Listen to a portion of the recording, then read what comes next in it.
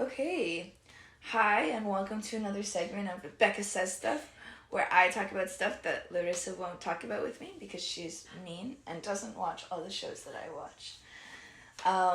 Today I've got a special guest star, my friend Karen, who I also introduced to the show we're going to talk about today, which is The Summer I Turned Pretty. Ooh. And I made her watch all of it with me, basically. Yeah, I think we binged season 1 in one night, a week before season 2 was about to come out. Yeah. And we watched all of it. I was in my, I think, third rewatch of The Summer I Turned Pretty. Casual, to prep for season 2. You might notice I don't have my background up, and that's because I'm home and forgot to bring it with me. So you get to see my nice desk back behind me and up there. He's part of it. And he's stunning. He's 30 years old, actually. Yeah. Yeah. Not nearly as sentimental to me as Junior Mid, but like it's a cute bear. I like it. I mean, but this bear also doesn't have sunglasses. I think that's what made Junior Mid. Probably. So. Yeah. I think if this bear had sunglasses, it would mean a lot to me. Yeah, and then I won it for you at a carnival when you thought that I was actually looking at another girl. Yeah. Yeah. I think that would make... Well, I've already told my mom I'm pretty mad at her for not having a best friend with 2 sons about my age who we go to a summer house with every year, who are like in love with me, who also happen to have massive trust funds. Yeah. Well, that's always a shame. I think all of those are really important. I think each one of those aspects are very important plot points for the character. Well, for your potential life. Yeah, for my potential life. That you don't get to live because of your mom, so whatever.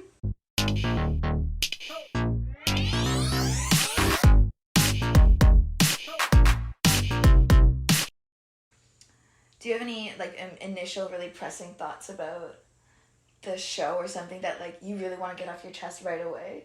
I don't know if I have like a confessional.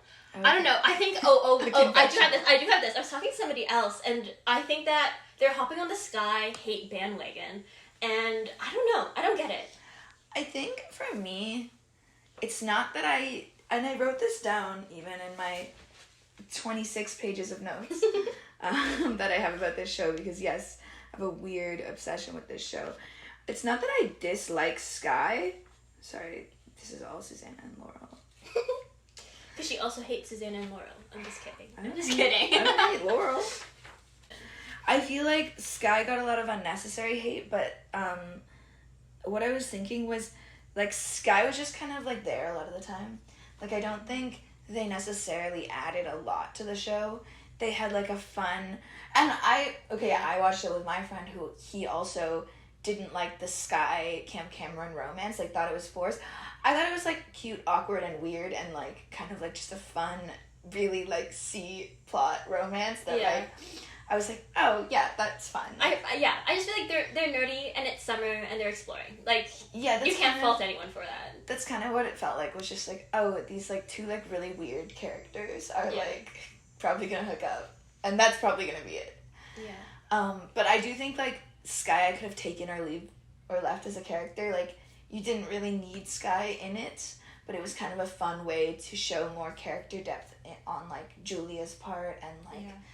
Obviously, Sky and Julia had a really close relationship, so, like, Julia can't be this evil villain. Like, we have to see her side as well as the boys. I agree that Sky very much humanizes Aunt Julia because I think she's posed as the villain, especially in the first couple of episodes. But I also think that it's interesting to see Conrad get mad at them because I feel like, I don't know, I feel like it's also talking about, like, resentment that's carried through generations. Yeah, well... I also think Conrad and Jeremiah and everyone in the show has, like, a really warped view of Susanna. Okay. And, like, kind of thinks she's, like, this angel. Yeah. And can do no wrong. Which is kind of, like, I feel like Susanna also had a very warped view of, like, her parents, which is what we see in the flashbacks. Is, like, Susanna kind of doesn't want to acknowledge. And, like, Sky even says, like, yeah, Susanna, he was definitely in denial about how shitty, like, her dad was or whatever. Yeah. And I think that's really fair. Like, I think she was in denial about that. But I also think Sky was really fair for, like, calling out her mom and being like, you kind of have cut me off from, like, my only family really. Yeah. Like, it seems like... I mean, we didn't explore it, but it just seems like Sky doesn't have another half of the family. Like, doesn't have Sky never Yeah, it mentions seems like having. It discussing seems them like all. Susanna and her cousins are the only ones that Sky has. But I also think they made a lot of weird choices that seemed to just be to stir up conflict and shit. And I was like, are you just using this character to cause problems? I don't know, because I also feel like Cam Cameron wasn't as fleshed out as he was last season. I feel like he was only there to get them into the country club. I don't know. I feel like... Yeah, but I also think it's hard to write. Cam Cameron in the book is a really fleshed out character in the first book, because he's just Belly's boyfriend for the whole first book basically, and then she ghosts him. Yeah, she's such a great person. She just dates him all summer, gets into a fight with him once, and then ghosts him. Okay. I think that's basically what it is. I mean, she decides she wants to be with Conrad and decides that she doesn't have to tell Cam Cameron. I kind of like it in the. I like in the show she just breaks up with him. She's like, no, I have feelings for someone else. Or whatever. Yeah, I don't know. It shows some integrity. But I don't. And then he's not in the second book. But I like that he's in the second season, just as a side character, because I feel like all I wanted was to get a little Cam Cameron fix, That's fair. I think I really like Cam Cameron in season 1. I felt like in season 2. I felt like he was a plot device, but that's okay. Well, I also think at the end of the day, this show is not about is just about the love triangle. Anything else that's happening is just gonna take such a massive backseat to this love triangle that's happening.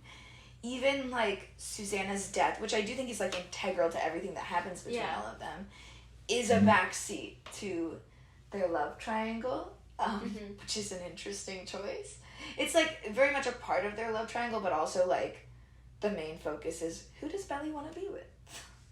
And I think that's it's a fun teen drama choice. But I think it's a very common teen drama choice. I think it's a trope that you see over and over because...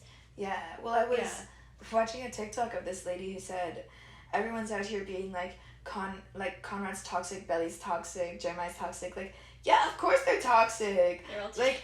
This is good TV. You want to see they're you want to see toxic? Go back to the Gossip Girl love triangles and I think it was just One Tree Hill and just all these and the OC, all these shows that came before that had so many toxic characters. You got it good with these ones. They're not nearly as bad as some of the characters and love triangles that you see in previous shows. Yeah.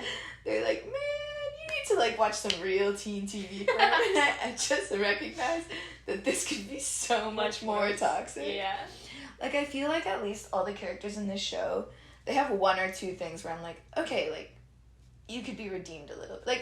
Even when they do really toxic shit, I'm kind of oh, but I could see where you're coming from, or I'm oh, but you could come back from this. This isn't a be-all, end-all, terrible thing. You haven't done a murder or anything, so you're a step ahead of people. Okay, that's fair. And no, I think I agree with the idea that a lot of the characters are redeemable in the sense that you see a side of them and you're I can understand why you did that. I don't know if I'd personally make that choice. Because I feel you see enough of them to be oh, yeah, that I guess that makes sense why you'd aim a firework at your brother and the girl that you have a crush on. I'm just, okay. I don't know if that makes sense. I don't know if it makes sense, but I think it makes sense for Jeremiah's character. I think... I'm making you skip around. Okay. Let's go we don't have to jump into Jeremiah right now. You want to jump into Jeremiah? You want to jump into Jeremiah? I think I realized this the other night, actually, which is that one of the reasons that I think I'm really, really hard on Jeremiah, because in the books, I really liked him. I knew that he and Belly weren't going to be endgame, because let's be honest, the books and this show is the love story between Belly and Conrad, and Jeremiah is... second fiddle? He's not even second fiddle, and he's not even an obstacle, I would say, so much as Jeremiah is a part of the story. He's an integral part of Belly's story. Yeah. But and I was rooting for Jeremiah in the sense that he doesn't have to be with Belly to be happy. I just wanted I wanted good things for him, because I felt in the books Jeremiah is he is the loyal best friend that they do not depict as well in the show. Yeah. And then the reason I'm so hard on him in the show is he has as a character in the first 3 episodes, I'm oh, he's so fun, he's so like entertaining to watch, and like I kind of almost want to see him like slow burn fall in love with Belly and like see him like be the like loyal best friend and not really like get in between that relationship. Yeah. And maybe it's because in the books we're only seeing him from Belly's perspective, so like we're not seeing if he does do shady shit. But I felt like there was a lot of potential for his character, and then for him to just sort of like be like low-key very manipulative and like kind of like constantly inserting himself into a situation that like realistically, like if I saw the girl I was in love with and my brother about to kiss, I'd be like, okay, so I guess it's not me. And I'd kind of just be like upset, and I might mope around for a bit, and like I totally got him being mopey, and I totally got at the end of, or the beginning of season 2, him having like kind of cut Belly off more or less. I can get that. Because I think that's fair. Where I don't stand behind him is when he does shit like, pointing a firework at them was kind of fucked up. I think in general that's kind of a fucked up move, and then the whole next episode he spends actively trying to get Conrad and Belly apart and get Conrad with Nicole, and like what's wild to me too is like, okay, even if I could get behind the firework thing and he did that and he's like, shit, I shouldn't have done that, he like afterwards it's like Conrad's happy maybe for the first time like all summer, and there's obviously something, and so you're seeing your brother who has been basically depressed for the past like month or whatever not depressed, and your first thought is no, but I want it. I want her. And then I can't get behind when like Jeremiah gets mad at Belly for not being there for him, and I'm like, but Jeremiah, you made it really clear to Belly that you didn't want her there, and that you wanted her to go away, and like I know that like you can cut him some slack. I know that his mother just died, and that's really like hard to deal with, but I find it really frustrating because I'm like, I still think at this point in the relationship, like if you look at like her phone when she goes to call Jeremiah, it's like tons of texts from Belly wanting to talk and him not responding. And I think that's like, okay, at that point the ball's in your court. Like you can't put it on Belly to constantly be the one who's making you feel better and making the relationship work when like you decided to cut her out. I agree with that, and I by no means endorse anybody to shoot a firework at anybody. Karen's saying do it though. No. But I think that Jeremiah is very much posed in a very like petulant, like childlike manner. And like I think he's almost throwing like a temper tantrum in like those episodes in season 1 when he does point the firework and then try to like manipulate things behind the scenes. Like I think he's just like he's acting out in a way that like a child would, because I feel like that's the only way he's known how to do it. Yeah, well I think he's presented as like the carefree, fun, sort of childish character, but like also the toxic side of it, where it's like he's not like he's not like a grown-up who acts kind of like a kid sometimes. He's just like fully a kid. But he also like is a kid. Yeah, I guess he is. He's 16 or 17. And like I don't know, I just feel like he's got this potential to be such a great character, because in the books he is like, he's her best friend and he's always there for her, and he's like, he knows in the books about the cancer, about Susanna's cancer throughout book 1, and he doesn't change the way he's acting because he knows it's what his mom wants. Like he is doing things a little bit more for other people, whereas like the TV show presents Jeremiah as a pretty selfish character up until the maybe like last 2 episodes of season 2, because like he gives Conrad permission to date Belly, sure, but like even he admits like what else was he supposed, he could not say anything else, like that's all he could say.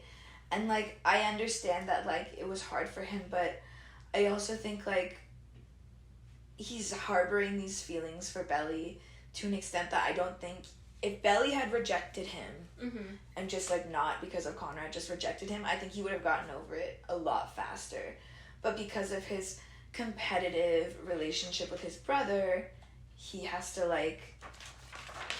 win her almost. And so like he can't let it go because it's Conrad. Whereas like if Belly had rejected him for like Cam Cameron and decided she really wanted to be with Cam Cameron, if she had done that, I think like he would have eventually have gotten over it a lot quicker. Okay, I agree with that. Because he was, like, relatively chill about stepping back when she was, like, with Cameron. Like, he was I don't a bit of a dick, but, like... Yeah. I was rewatching that scene in season 1 when they're at the dinner table, and he's just, like, making fun. He's not really making fun. He's poking fun, I would say. He's, like, Cam Crandon was a vegetarian or a vegan. Vegetarian, I'm so sorry. Is a vegetarian. And Jeremiah was just poking fun at the fact that, like, Bella eats meat.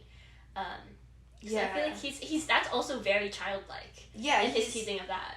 He's teasing, but I think he's able to play it off a lot more, like that it's just kind of, like, all in good fun. I mean, no, he's being a dick, just to be clear.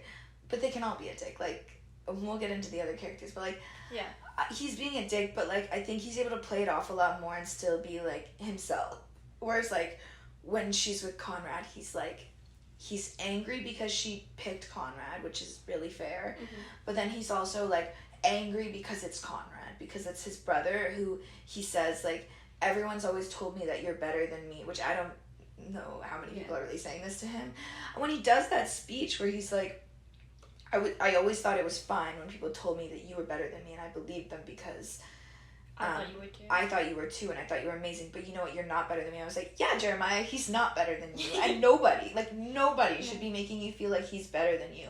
Yeah, you guys got into a weird thing with this girl who happened to, like, be into both of you, and she did pick your brother, and that sucks. And I get how that could make you feel like people think that he's better than you, but at no point should, like, the people in your life who matter to you be making you feel like Conrad is better than you. Like, it doesn't matter what the fans of the show think, if they like Jeremiah better, if they like Conrad better. Like, he's your older brother who, you should look up to, because that's usually how a sibling relationship like that works. Yeah. But, like, why are you being told by the people in your life that Conrad is better? Like, why is that happening? And maybe what I don't like is that Jeremiah doesn't really seem to recognize that it's not Conrad's fault that people tell him that Conrad's better than him. It's realistically their parents' fault, because, I mean, and my friend even pointed this out, Susanna also kind of favors Conrad a lot. Like, she favors Conrad and Belly's relationship, at least, and, like, she sees Conrad as Belly's knight in shining armor, and she sees Jeremiah as Belly's, like almost like the jester. Like, he's fun, and he makes her laugh, and that's good, and he's her friend. But Conrad is, like, her Prince Charming. Yeah. Is how Susanna basically depicts it, I feel like, a lot of the time. I agree with that. And then also their dad constantly, pitting them against each other and favoring Conrad. Yeah. I don't know if we see it as much in the show, I can't remember, but in the books we really see how, like, his dad puts Jeremiah down and, like, it's always about Conrad for his dad. I think, at least in season 1, because I just rewatched it, I know that I feel like Susanna doesn't recognize that Jeremiah was in love with Belly, like, at all, because I feel like in her head she's always positioned it as, like, Belly and Conrad always being the ones who get together. And even with their dad, there's a point in season 1 where they're talking about football, and Jerry was like, I don't think I want to do football, or something along those lines, and the whole conversation revolves around the fact that Conrad did football, but he's not doing it anymore, so I think it would be better. I don't know. Yeah, I know, because they're cool, because in the books, the parallel they draw is, like, from, I think, Jeremiah's and Conrad's perspective, Conrad is a lot like their dad.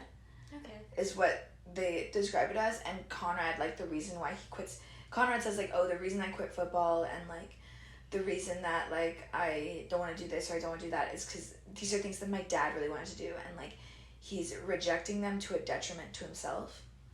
Like, he's like, I don't want to do these things. He's like, I loved football, but I don't want to do it because my dad wanted me to do it. And, like, I think Jeremiah sort of talks about it as, like, like, Conrad was so naturally good at all these things that our dad loved, and I just wasn't as good. So, like, the focus was always on Conrad, and then when Conrad sort of rejects their dad is when Jeremiah gets a relationship with him. But, like, again, and Jeremiah tends to put a lot of that on Conrad, and I get it because he's a kid, and he's also jealous. Like, he's very jealous of Conrad and what he's gotten from their parents, and I think Conrad's relationship with them has its own issues, but, like, he's so jealous of it that he doesn't really see that, no, it's not on your, like, brother who's, like, what, 1 year older than you.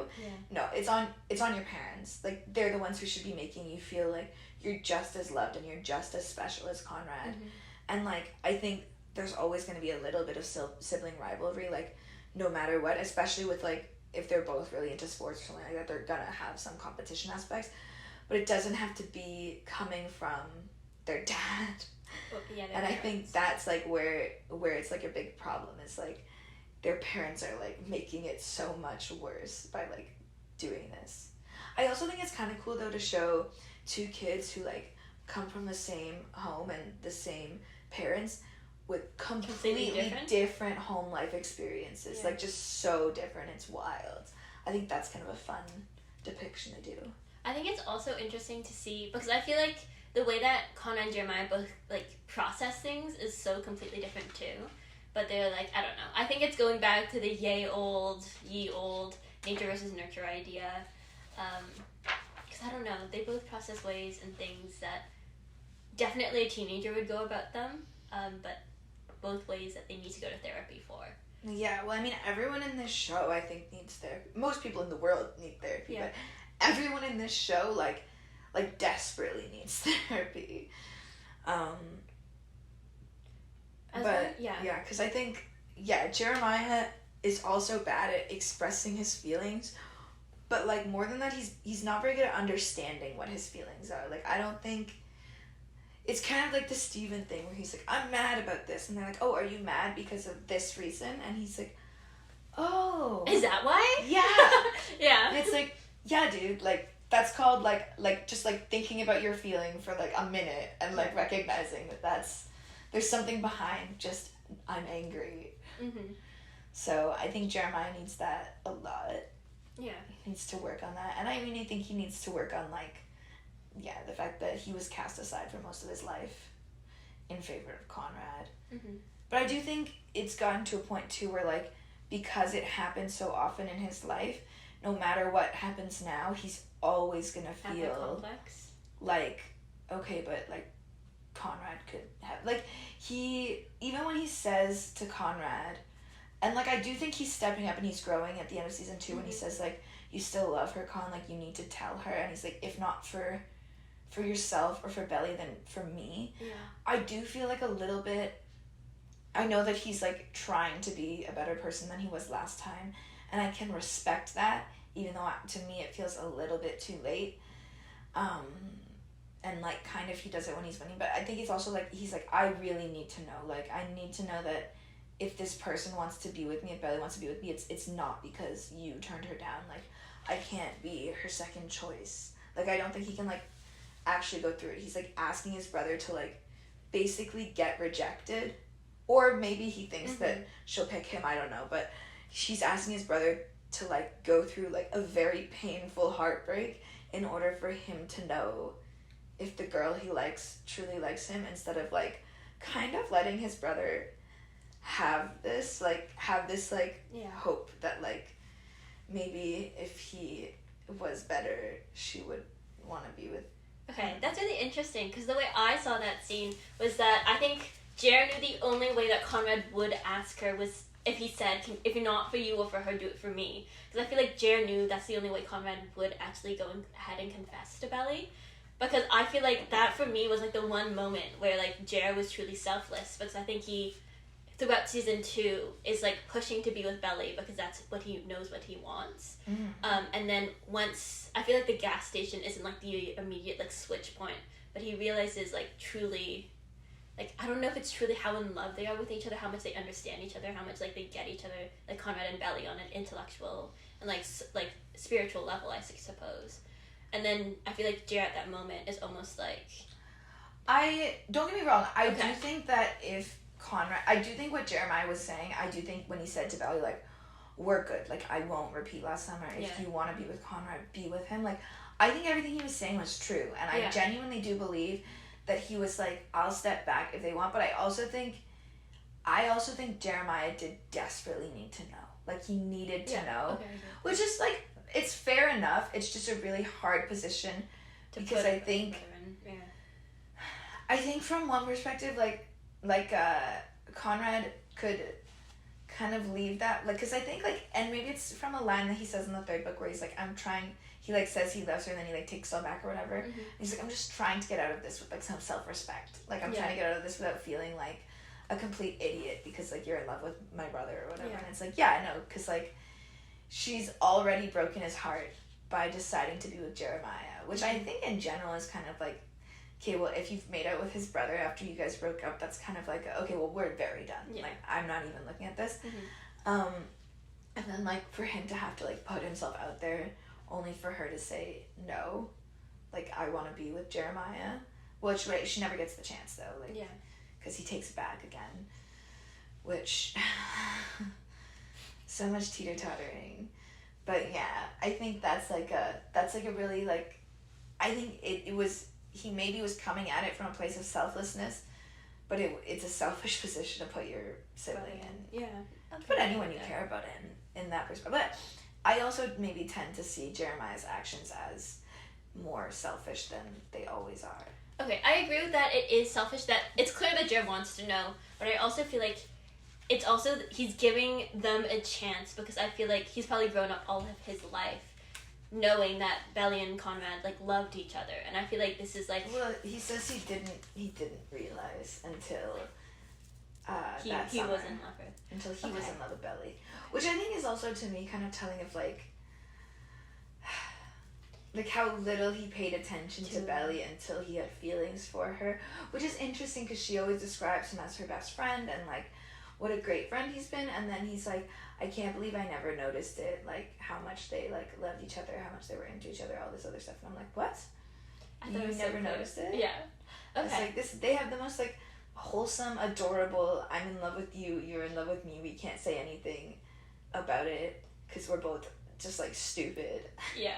Relationship for like most of their lives, and then it gets really toxic and dramatic. But like all of the flashbacks, I'm always like, oh, it's very clear. Yeah, they're very into each other, and it's super clear, and it's really cute, and neither of them can really see it as like a thing. But. Yeah, well, I think that's another thing about with Jer and Belly is that we don't get to see their platonic relationship except for that one flashback we get when Belly is sick, because we start the season with like technically this summer when he started being like, oh my gosh, I might actually like this girl that I grew up with. So I feel like it's hard to see any like platonic relationships between Jer and Belly, although I think there's some in season 1, because like at that point he's already like, oh my, I like her. Yeah, well, I think also, okay, so what they do in the show is, and like I did read the books a little while ago now, so I don't fully remember, but like I also read them this summer, so I should remember them more. But if I remember correctly, in like the first book and in the second book and everything, like Belly and Jeremiah have a lot more like flashbacks of like Jeremiah is the one who like includes her in a lot of things, and like Jeremiah is the one who like spends a lot of time with her, and they show like that scene where they're like sick as like the first, where she's like sick or whatever, as like the first step into them like becoming best friends. And then after that they spend all their time together, and Jeremiah never really says one way or the other if he was ever in love with her before whatever summer, but like he kind of implies that he's been into her for like a while, so it's more than just like she comes one summer and is like hot. It's like, no, they've been really close friends, and that's which I really enjoyed, because that's like a really fun depiction of a friends to lovers relationship. And it doesn't mean that they have to end up together, and it doesn't mean that her relationship with Conrad is any less special. It's just like, that's also a very sweet relationship, but instead what they do in the show is they give Conrad a lot of the things that Jeremiah does or like has with Belly. Like I think they sort of make Conrad in the book is just a moody boy who she's obsessed with, who we find out later is also was very in love with her and like didn't know how to say it, and like it's interesting to watch in the show versus like read in the books, because like the books are all first person with like a few chapters from Jeremiah or Conrad's perspective, but like mostly all Belly. And so I think it's interesting to watch in the show because you can't really hide, you know, like, no, look, he's always been in love with her. It's really obvious on Conrad's face that he's in love with Belly most of the time. Yeah, or his like half actions where he's like, should I? And then he's like, no, I shouldn't. Yeah, it's like, it's not like you can't like hide that the same way, like Belly might not see it, but like to the audience, like you can't pretend to not notice. Yeah. But no, I think they just give Conrad like so much of like Jeremiah's like good quality, like a lot of his good romantic qualities, and like in terms of just how they like depict him and like the way that he goes about things, I'm like, oh, this kind of just feels like the way like the book Jeremiah would have dealt with this, or like this is like something that like they described the book Jeremiah as having done.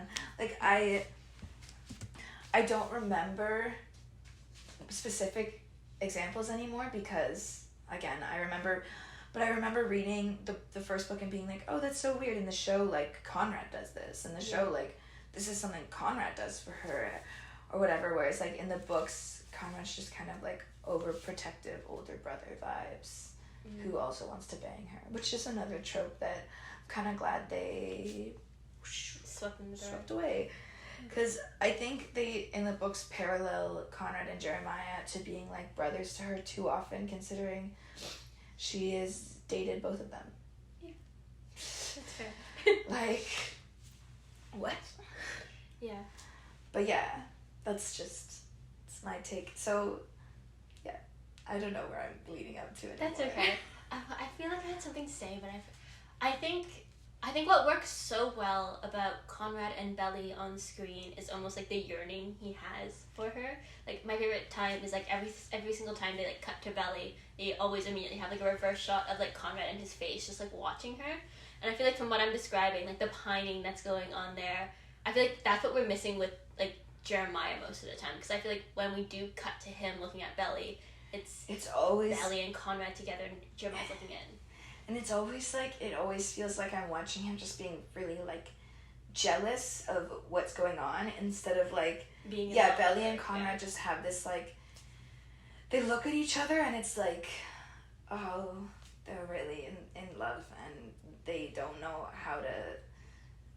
what to do about it. They're like, I love you, but it didn't work, and like, how am I supposed to like, what am I supposed to do? Like, I have to move on. Like, I think that's Belly's perspective. It's like, I still am very much in love with you, Conrad, but it didn't work and you really hurt me, and I need to move on, but like, also, how do I move on, and like, what do I do about it? Mm-hmm. Because she also can't see or doesn't feel, because he doesn't do a good job at telling Belly exactly what he's thinking. But like, she can't, or anyone, yeah. Yeah, she can't see or like feel Conrad's affection towards her, so she's like, he's moved on already, like he doesn't want to be with me, so like I need to find a way to get over this. Like, that's the thing. I think that it's very clear that they're in love with each other, but I don't think they know how to show their love to each other. Yeah. Because like, I don't know, I think they're also all in their own heads, so then like they're like thinking through each action that they're doing, and they're like their significant other is doing at that point, and be like, oh, he's doing this because he doesn't like that, when it's just like, just ask him. But yeah, I also think I saw a great thing that was like, this whole season, like season 2, Belly thought she was like doing these things to like have a solid friendship with the boys and like make everything better and like to move on from Conrad. Mm-hmm. Whereas Conrad the whole season was seeing this as like, he's taking the steps he needs to take in order to be what Belly needs from him as a boyfriend. Like, he's trying to mend their relationship, but he sees it as like, he has to do X, Y, and Z in order to like be there for her. And I think it goes back to like a line he says in season 1 where he's like, it's not about like winning, it's about doing things the right way, and he like really cares about like doing things properly. And to him, he's like, well, I have to fix this thing about myself, and like I have to fix this thing about our relationship, or I have to fix whatever in order to like be with Belly again. Yeah. So like, I have to work on these things, and like throughout the summer he's working on these things, and he's working on his relationship with Belly and making it like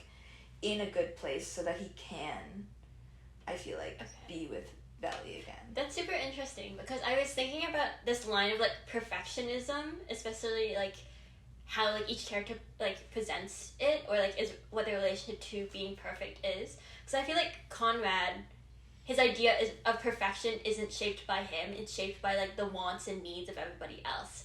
Like, he's like, oh, my mom is sick, so I need to make this summer perfect for her, or my mom is sick, so I need to like help tuck her in, and I need to clean up after her. And even like for Belly too, it's like, what is Belly's perfect boyfriend, not like what can I provide to Belly as a boyfriend. Yeah, I think, because I think he's also like, he's been moving on to Conrad a little bit. I think his whole life, it's been expected that he takes care of everyone. Like, even, like, his dad says, like, you're the oldest, you're in charge, Conrad. He says that to him when Belly gets drunk at, like, the 4th of July party, and I'm like, she's 16 years old. Like, yeah, it's like maybe she shouldn't have gotten, like, wasted at, like, a family party, but, like, she's 2 years younger than Conrad, and she's a teenager, and, like, yes, like, I understand when they were kids, maybe, like, he was the one who was in charge if they, like, went on outings and stuff, but this is a very different situation, and, like, they're at home, and, like, you don't need to be yelling at your son for someone else's kid getting drunk. Like, he was trying to have fun, he was trying to have a good time and, like, a good summer, and, like, he, I think, was experiencing some slight happiness that, like, I guess his dad doesn't realize that Conrad knows what he's done, and so, like, he doesn't know why Conrad is so mad at him. But it's like they're so hard on him all the time, and they're always, his dad specifically is always like, you need to take care of the others, you need to be, like, the man, you need to, like, be in charge, and you need to be better than everyone else, basically. Like, the standard for everyone else is here, and your standard is here, Conrad. You need to be up here, and you need to be, like, I expect more from you, basically. And I think that, like, it's deeply internalized into Conrad as, like, he needs to be what everyone needs from him. Like, he just, like, thinks that that's how he has to be in order to be, like, a good person, or, like, the right. I agree with that, and I don't think it's just his dad who's enforcing it, because I think with, like, that whole thing with Jer and even with Steven, it's very clear that, like, the boys very much, like, look up to him in some sort of way, so I feel like that only reinforces the idea that, like, he needs to be, like, this ideal role model for them. Yeah, because I think with the boys looking up to him, I mean, that obviously comes from what his dad was always telling him, but yeah, no, I think the fact that everyone just kind of goes along with it really reinforces, he's like, I'm the role model. Like, it's basically like Conrad is the parent to all the other ones. And he has to be, but he's also, like, basically the same age as them, and, like, doesn't know how to do that. And I think it's like, it's like a lot. It's really hard for him. Like, I don't think he knows, because he's 17 or 18 in the first season, and like 18 or 19 in the second season. Like, he's so young, and he's trying to figure out how to be what everyone needs from him, but also, like, doesn't know how to cope with, like, his own shit that's going on.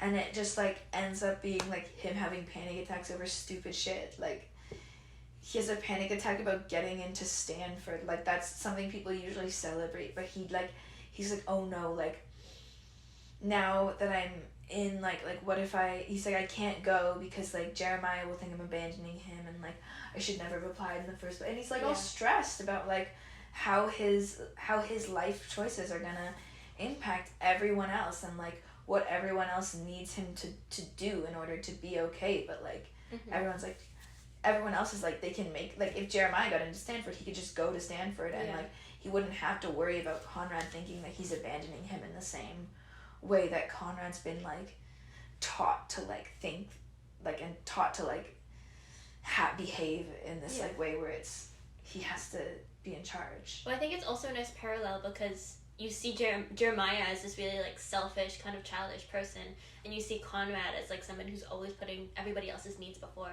his, and almost defining his own needs by, like, that of, like, pleasing and assisting other people. And so I feel like you see that a lot in his panic attack about Stanford, because it's not about what he wants and his own life goals, it's about how it will affect the family. Yeah, and because he says as much, he's like, I feel like I'm trying to hold everything together, and I don't know how, and, like, he doesn't know how, because he's a kid. Because of course he shouldn't be in charge. Like, when Jeremiah gets mad at him for not being there every day when their mom is sick, he's like, but I was there as much as I could be, and, like, I was in school, and, like, they both know that was an unfair thing to say, I think Jeremiah was just mad, and that's why he said it, but, like, they both know that's unfair, because their mom wouldn't have wanted him to delay school to take care of her for, like, a year, whatever, and, like, she would constantly try to say, like, no, I'm fine, I'm okay, like, everything's okay, and she's always putting on the front of, like, things are perfect and they're nice, and so, like, Conrad is, like, trying to be the best like brother and son and like whatever he can be, but like he's also like, I have other obligations and I can't be home all the time because I'm at Brown, but Brown is like a driving distance from his home, I guess, so like he'll like go home and like see his family as much as he can, and I think it's like I think Jeremiah probably hit something that Conrad was like, yeah, no, I wish I could have been there a lot more, because like I felt like shit about not being around, and you can see it too in like the way that like his relationship with Belly goes at the end, where it's like, it's not that, like when Belly breaks up with him also. We need to stop normalizing people saying that Conrad broke up with Belly. When Belly breaks up with Conrad and says, let's just admit that it's over, Conrad wasn't going to break up with her. He just doesn't have it in him to like, he's like, I don't have it in it myself to like fight for you. Like I don't, he's like, I'm ruining, he feels like, and he says this, he feels like he's just always disappointing her and ruining her life, and he's like, okay, well, I can't, I think it's almost like a priority thing. It's like, I can't be the boyfriend you need, even though I really love you and you know that I really love you. I think he thinks that she knows how much he loves her. So he's like, you know how much I care about you, but you still don't want to be with me, so I guess I'm really fucking things up for you, and like I must be a really bad boyfriend. And he's like, okay, well then just, let me go, because like I don't know if I can get into the place that you need me to get to be a better boyfriend for you, especially when like I think his mom dies like a week later.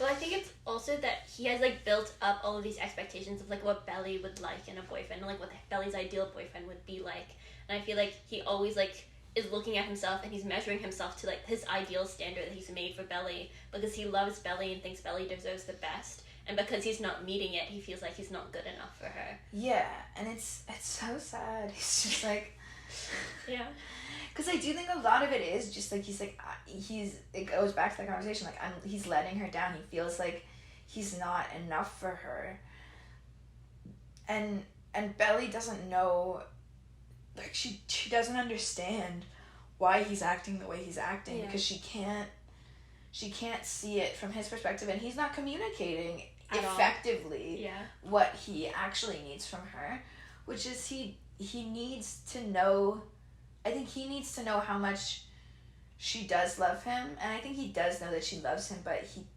doesn't really understand why she's acting the way she's acting either, and it's because like she also needs to know that he really does love her. Like when she says like, I would have fought for you and I would have fought for us, it's like, okay, Conrad, like you needed to tell her that like you loved her but you're in a lot of pain, and like she's very understanding, as far as I can tell. Like she would have probably been like, okay, like let's just take a step back, everything's like fine, and just like I think let him do what he needed to do, but like have been there in a different way. But I think that kind of is also a fun depiction of like teenage relationships and like young love, because it's a little bit like terrible communicators, like just really bad communicators. I agree with that. I think it's also that Belly felt really lost in a relationship, because I feel like for so long they couldn't define what it was, and when they finally could be like together, that it was a lot of like they can't see each other a lot, or like I feel like she's always second guessing, oh, like what does he mean by this? It's okay that he's feeling this way, and I feel like she's trying to rationalize things in her head without actually talking to Conrad and saying, hey, I don't know. I don't even know where I'm going at this point. Yeah, I know. I guess I understand in this. It's like, she lives in her head a lot, and he lives in his head a lot, and neither of them is just saying straight up what they're feeling and what they're thinking, and like why they're doing whatever they're doing. And I think it messes with their relationship a lot, because I mean, it's obvious, everyone who watches is like, their big problem was communication. Neither of them were very good at communicating with each other. I think it's interesting. Whereas, like, I guess with Belly, a big reason why she picks Jeremiah is because he does just tell her how he feels. And, like, he's really open and honest about his feelings for her. And she's like, oh, this is nice. And also, like, to Belly, from Belly's perspective, Jeremiah is her best friend who would never hurt her, who would never break her heart. And I think she knows also, because she says this, he can't break her heart the way Conrad has broken her heart. Like she said, like she loved Conrad more than anyone she's ever loved in her life, and she doesn't think she'll ever love someone as much as she loves Conrad. So she also knows that, like, no matter what heartbreak she experiences with Jeremiah, it just won't be as bad. And I mean, to be fair, what heartbreak is as bad as your first love heartbreak, but I think that's kind of a sad thing also for Jeremiah.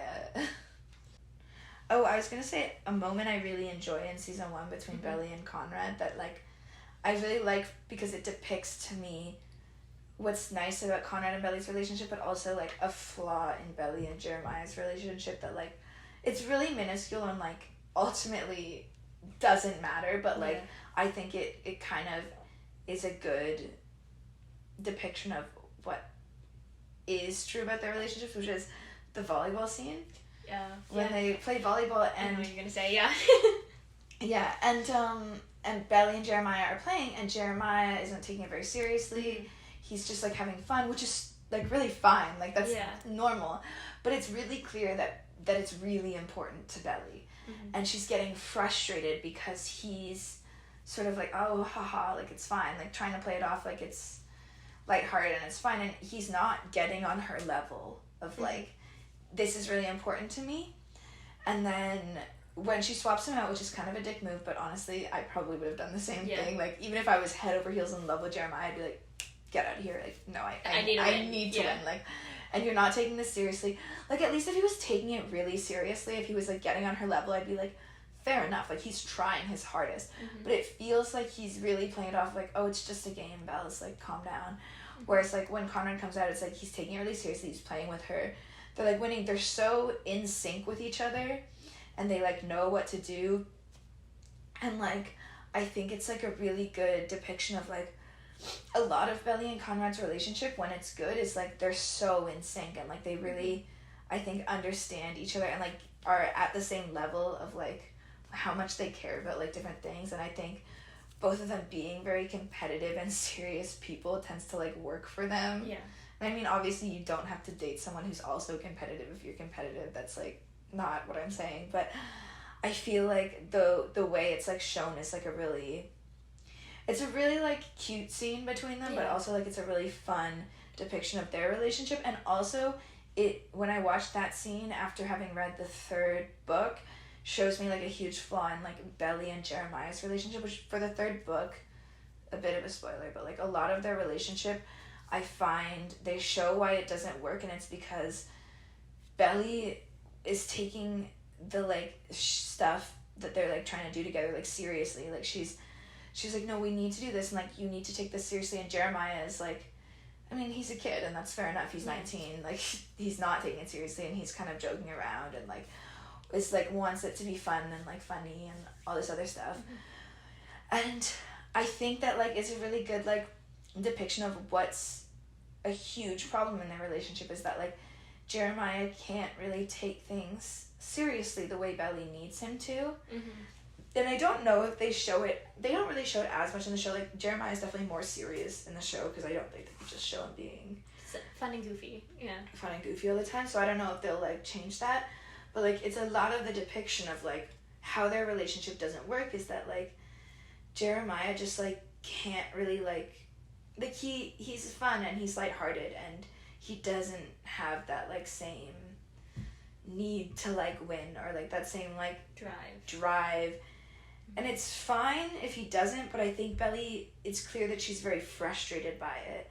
And it's like, okay, well, maybe if it's something that's, like, this frustrating to you, you don't want to be with this person. Like, if the way that you guys are handling, like, a big deal situation, like, I think the 3rd book, they're, like, wedding planning or whatever, basically, and she's, like, I guess spoiler for anyone who hasn't read the books, but I figure at this point, it's been out for 10 years, so you know what. And you're so far into the podcast anyways. Yeah.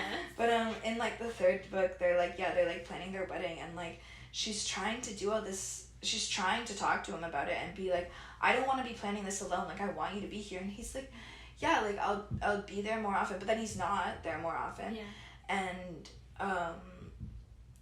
And like, he doesn't take it that seriously. Like, she's talking about their first dance song, and he's, like, saying, I want to do this song from Pulp Fiction, which I don't know it. And he's like, it would be so funny, Belly, like, it would be so funny. And then he's, like, talking about all these things, and he was like, he's always saying, like, oh, it would just be so funny, or it would be such a good time if we did this. and she's like, can you take this seriously? And he's like, okay, but like I actually do think it would be so funny if we did this song or whatever for our first dance. And she's like, I don't want to do that. And like it's kind of like really obvious that like this is very important to Belly, and you're not, again, like you're just not getting on her level. And then he'll be like, well, we don't even need to worry about a lot of this stuff because my dad will take care of it. And it's like, sorry, what? Yeah. Like if you're at this point where you're deciding you want to get, like I think it's fair enough because he's 19 or maybe 20 in the third book. I think he's 20 actually in the third book, but I don't know for sure. And it's fair enough that like he like thinks life is like just fun and it's kind of a joke, but you're getting married, which is kind of a big deal, and you need to know how to take that seriously, because what it feels like to Belly is that it doesn't matter to you, like it's a joke. Yeah. Which I think is like, that to me, like going back to that scene, that volleyball scene in season 1, episode 7, is like, it's like a fun like little depiction of their dynamic where it's like Conrad will take everything seriously, like what, and also like when it's important to her, it's very important to Conrad too. Like yeah, I think a lot of things like he sees her and he's like, okay, yes, like I'll be on this level. Whereas like with Jeremiah, it's like, no, life is like fun and it's lighthearted, and you need to you need to meet me at my level instead. I think it goes back to like the very common metaphor people use when they're in relationships of like them being a team. Because I feel like even like them being like on a sports team together, that like exemplifies what could be in their relationship. And I think what I'm hearing you express is a lot of like Conrad and Belly are like meeting each other where they're at, and Jeremiah seems to be very like still in where he is. So the compromise that Belly always has to make is like very drastic compared to what she has to make with Conrad. And I feel like that's also probably why I think that they work a lot better together, because I feel like they get each other on a very instinctual level, and I think it is because of like all the things they have in common and how like serious they take certain aspects of their life. Yeah. And I think it's like when you see two people with like that sort of a connection, it's really hard for me to be like, no, but Jeremiah, look at Jeremiah. It's like, no, Jeremiah's really cute and he's really fun, but he's also like, he's constantly asking Belly to change for him. Mm-hmm. And I think that's why, like, if I was Belly, I might not want to be with him. It's like I constantly feel like, because it's like I said before, like he's like putting it on Belly to be like, you need to make me feel better, you need to like, that's so exhausting, do this. And it's like, no, like, but she's not your mom. Like she doesn't need to be the one who's making you feel better all the time, and like it's not on her to keep your relationship going. Like you also need to put in the work of this like relationship, and you need to be meeting her where she's like not to like dwell on that specific scene, but like if you're in a relationship with someone and something's really important to them, and you know and like you can see that it's really important, like they're not being subtle about it, it's important, that's when you do the compromise. That's when you meet them. Yeah. You're like, okay, well, this is really important to you, so I'm going to make it a priority for me. And, like, I feel like Jeremiah doesn't really do that. Mm-hmm. And it's really frustrating. It was really frustrating to me as a reader, too, when I was, like, reading the books, and I was like, I don't understand. Like, Jeremiah is, like, her best friend. Like, he understands her so well, but why can't he see how frustrating he's being and how much he's, like, actually hurting her? Like, even though they're like small stupid things, it's like very much like hurting her and her relationship. And I was also frustrated reading Belly being like making excuses for it, the same way I'm sure it's frustrating to see Belly make excuses for Conrad. Yeah. But it's like I was getting so frustrated having Belly be like, I still want to be with him though, I still want to be with him, and I'm like, why? It's so clear that he's the wrong person for you. And I'm not saying that made it clear that Conrad was the right person, because I think they need to do a lot more work to make it clear that Conrad's the right person for her. But in the books, I was like, what? Like, it's so clear that Jeremiah is not what you need from a partner. Just I agree. From seeing their dynamic together. I think it's also that, especially, I haven't read the books, so I don't know this to be true or not. But I think it's not only that, like, she thinks that their first song and these aspects of their wedding are, like, super important to her. It's just that, like, wedding planning in general is a super, like, stressful process. And the fact that, like, he isn't there for her during that time, I feel like is also, like, very telling about, like, what their relationship dynamic is. Because if you can't identify and then assist your partner when they are in a very, like, stressful time in their lives, then, like, when are you going to be there for them? Also, Belly and Jeremiah have been together for 2 years and haven't had sex. And she's a virgin up until their wedding day when they break up. Not in the show, so... Yeah. Okay, because just before we move off from Conrad, if we're planning on moving off from Conrad, but I wanted to say this earlier where I think that when we're talking about all the expectations placed on him, that's why I think his relationship with Laurel is such like a sweet one. Oh, I love his relationship so much. Because I think that Laurel doesn't have any of those expectations that she places on Conrad. She calls him like kid all the time. Yeah, like she's Connie, like, I'm aware that you're a child. Well, because Laurel is like a significantly better parental figure than Susanna. Okay. Like Laurel understands at the end of the day that they are kids. Yeah. Like she's pretty understanding of the fact that they're kids and they'll make mistakes, but she still has high expectations of them. Like she expects them to be good and to behave and like to do what's necessary. But she's also like, but they're kids. Like Conrad is a child. He's not the adult in this dynamic that we have. Like they're at the start of them going to the summer house, there are 4 parents involved. Yeah. And by the end of them, there are still 2 parents involved. I mean, arguably there are 3 because I think Belly and Steven's dad is there a lot too. But like she's like, no, he's a kid, and I think their relationship is really, really beautiful and really special. And like, I really want to see them in the 3rd book. They don't like explore that relationship more, but like they show it a little bit, like when Laurel says like, oh, you're still really in love with Belly, and like there's like these cute scenes, and Conrad like goes to her and is like, no, like you need to be there at her wedding, like she's really heartbroken and stuff like that. I think it was Conrad, maybe it was Taylor. No, I think it was Conrad. I can't remember. Yeah.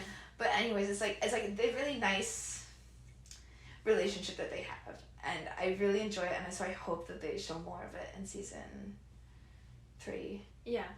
I don't know, I think it's interesting too because I think Susanna herself also recognizes this when she sends Laurel to go talk to Conrad. But she knows, because she knows that Laurel and Conrad have a special relationship. Yeah.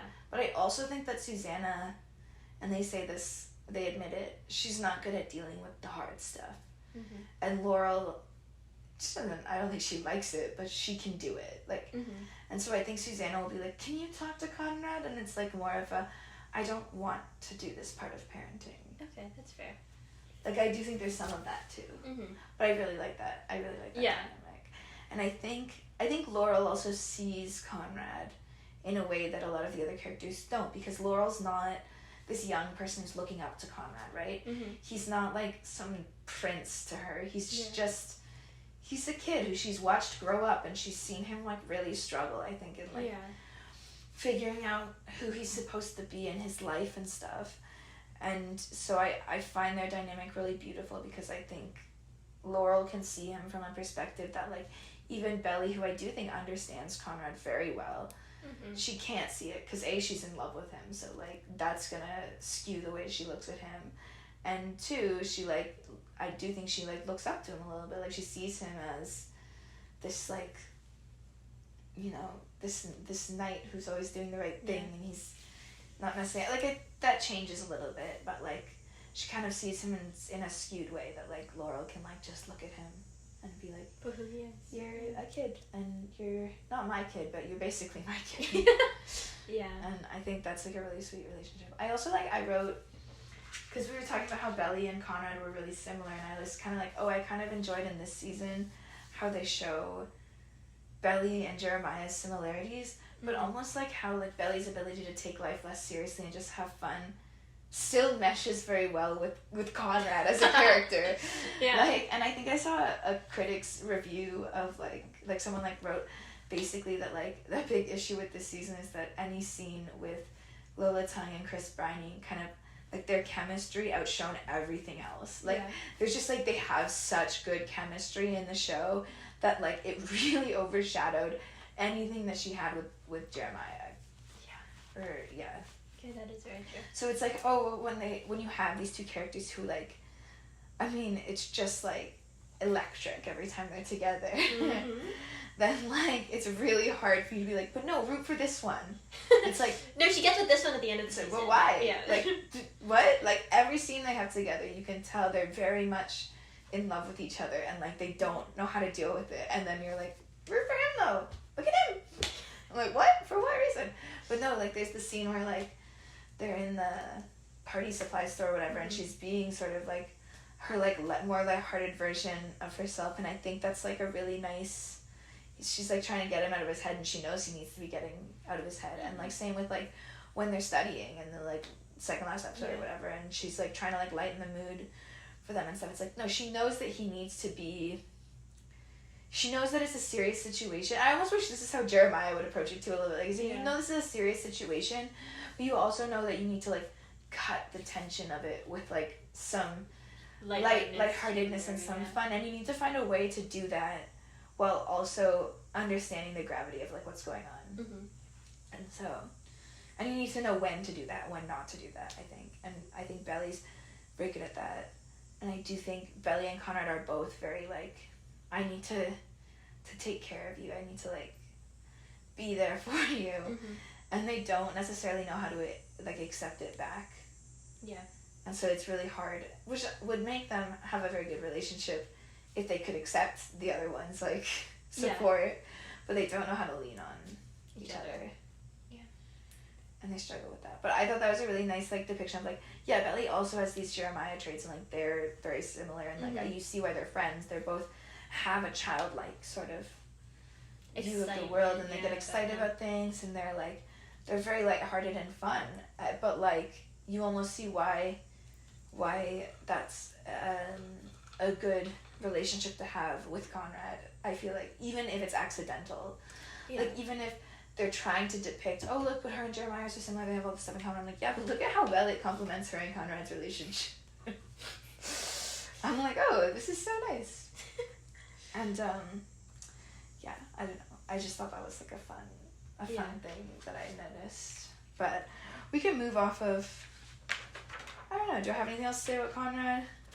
Oh, I can't wait to see how he grows and evolves as a character in season 3. I'm so excited. I want to see him like do some serious like character. If they follow the books and they do like a 2-year time jump, I want to see him have some like serious character development, just like as a person, like still being Conrad, but like just like finally like being able to like express himself a little bit. And like obviously I want to see that pining and that yearning, but like when he does express himself, I don't want him to like take it back and be like, no, I don't want you to know how much I love you. I think it's also a lot of his flip-flopping, like seesawing, is like he's expressing what he wants, but he's never sure if it's okay to want what he wants, because like everybody else wants something else. And so I feel like that's a lot of why he's like, I love you, but I can't, when he says like at that pool scene. Yeah, or like when she's like after they almost kiss in episode 4, and he's like, what do you want me to say, Belly? Like, I think about you, I think about you, but I just can't. And it's like, first of all, no, Belly doesn't know that you think about her, because how is she going to know that? Because you haven't said anything to her, and you've been dating someone else all summer, which is objectively a really shitty thing that Conrad does. He should not have been with Nicole. Yeah. Or being honest with Nicole in the first place. Yeah, when he was having feelings for Belly, he should have been, like, he just should have been more upfront. And I do think that was a shitty thing he did. I'm not going to excuse it. That's pretty fucked up. I can forgive him, but, like, I do think it was pretty shitty. And then I think that also, though, is, like, maybe a sign to Belly that, like, there's something going on, and I need to talk to him not as a girl who wants to be with him, but, like, I need to talk to him about what's going on with him and why he's acting the way he's like a concerned friend. Like, as a concerned friend. And I think that, like, maybe moving into Belly a little bit, something that frustrates me about her is you don't have to date either of these boys to be a good friend to them. Or, like, invested in their life at all. Yeah, like, a lot of the time it feels like when she does that and she's like, she can't see past her own, and it happens in the books because she's really, like, insufferable in the books. Because she's a child. Like, she's so childish. I'm so glad they, like, grew her up and made her a little more, like, confident and a little more like autonomous, like has more control over her life in the show. Because in the books it just kind of feels like she's just like a really annoying little kid. Okay, I agree with that. And in the show she can be annoying, but it's like also, okay, you're 16 years old, so like all of them can be annoying, but they're teenagers, so I'm willing to look past it a little bit. Yeah. And I know we're moving into Belly territory now, and I don't know if we want to do the full shift. Yeah, we can shift to Belly. Okay. We've talked a lot about the boys. Okay. I feel like they're all entwined anyways. Yeah. I feel like because she thinks she knows these boys and, like, everything about them, that, like, I feel like she can't see outside her own idea of them. Because I don't think she sees them as they truly are. She sees them as, like, what they mean to her. And so she can't separate them from, like, her relationship to them. Yeah. If that makes sense. No, I get what you mean. I do think a really good depiction of, like, her relationship to them also, though, is, like, there's a scene where, like, she's talking about what makes each of them happy. Mm-hmm. And she's like, oh, Conrad's never happier than when he's, like, I think it's, like, competing over something or something like that. And Jeremiah's like, well, what makes me happy? And she's like, cheeseburgers and Ariana Grande. And it's like, I think I've heard a lot of people say that. It's a very, like, surface level depiction of their relationship. And I think, like, it's almost heartbreaking from a Jeremiah perspective. Yeah. To be like, sorry. Is that all? Like, that's all. Like, what? And I mean, maybe that is just truly what makes him happy, whatever. Mm-hmm. But she's a lot more, like, it's a lot more surface level with, like, how she sees him. And I think it's sad from Jeremiah's perspective, too, because he thinks that Belly and his mom are the only, like, he says Belly and his mom are the only people who have ever really seen him. Yeah. And here Belly is only really seeing him on the surface. And there his mom is, not having seen for so long that he was in love with Belly, and that, like, that was really hard on him. Even after she knew the, like, drama that had happened between them, she didn't realize that Jeremiah was still really had feelings for her. And so that was kind of wild. And then, I don't know, I do think I think it's just really sad for Jeremiah, because I think it also shows that he's never let anyone actually really see him. Well, I think that's probably where some of his, like, insecurity comes from, because if these two people who, like, he's completely let his, like, mask down for, because I feel like he does present a side of himself that, like, he puts on a show for, and if, like, even when he drops that, and these two people who mean, like, the most to him in the world can't even recognize him for, like, who he truly is and what he truly feels, then I feel like, I don't know, I'd feel lost in that situation. But yeah, I also wrote for Belly. This is something that I wrote about Belly's choice to be with Jeremiah and her stuff with Conrad and stuff is, I found it frustrating to watch as a viewer that it seemed very clear to me that Belly is fleeing her feelings for Conrad. Like, she sees that there's might be something. I think she does know that there might be something still between them, and she is, like, booking it away. Yeah. She's like, no, because she's really hurt, and she's really scared to go back to that place and to be in a situation where he could break her heart again. And that's fair enough, but it's also like, you're running away from your feelings for one person into the arms of his brother. Yeah.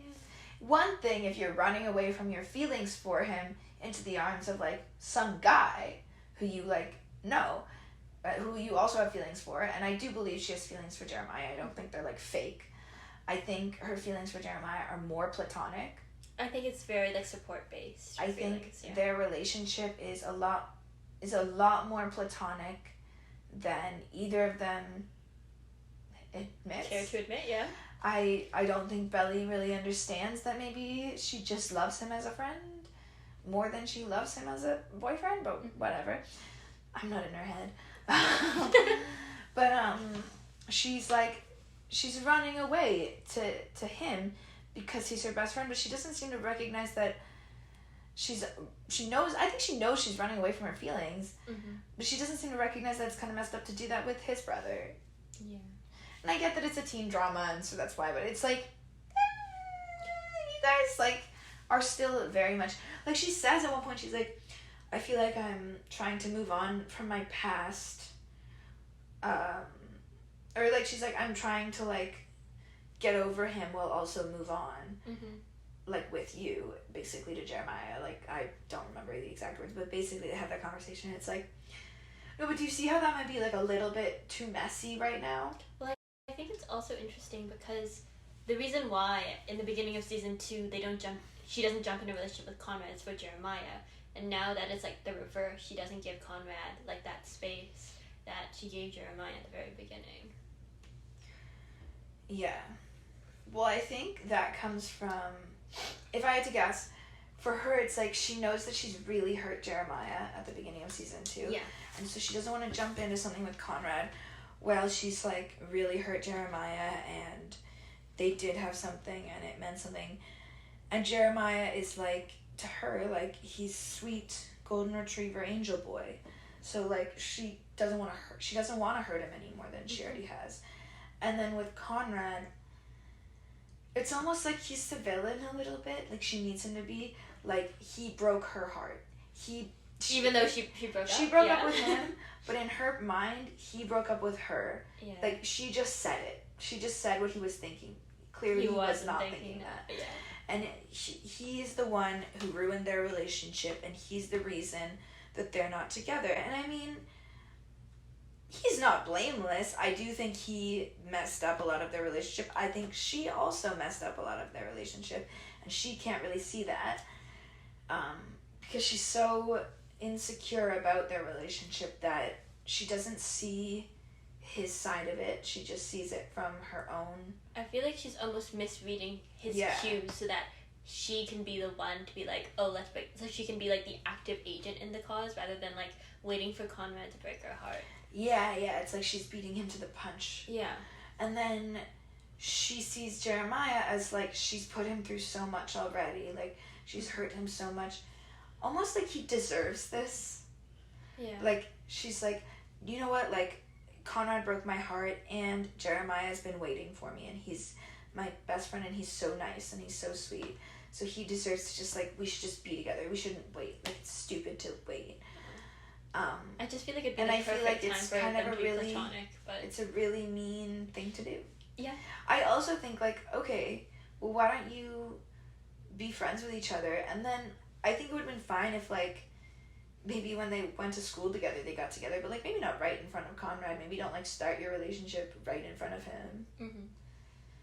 But yeah, I think that's like kind of her thought process though. It's like I'm not gonna consider Conrad's feelings because he broke my heart, and so he doesn't deserve it. Yeah. Whereas she broke Jeremiah's heart, so he deserved. Okay. I can see that. Sympathy from her. Yeah. It's crazy. Consideration, yeah. It's a lot, and I mean, she does. I would like to see Belly take accountability for how much she's hurt Conrad. At some point. Mm-hmm. Because I don't know if she will. But I guess they do. They do kind of have that conversation where they're like... Actually, you know what? Never mind. Because they do have that conversation where Belly says, like, we hurt each other a lot. Mm-hmm. I don't want to do that anymore. And to Belly, I think that conversation was like, so we shouldn't be together. And I think to Conrad, that conversation, like, yes, she said, so let's just be friends. But, like, I think that conversation to him was like, I need to rehabilitate this. Really, he's like, I want to rehabilitate this relationship. Like, I want us, when we do get together, I think it means for him, they're not going to hurt each other again.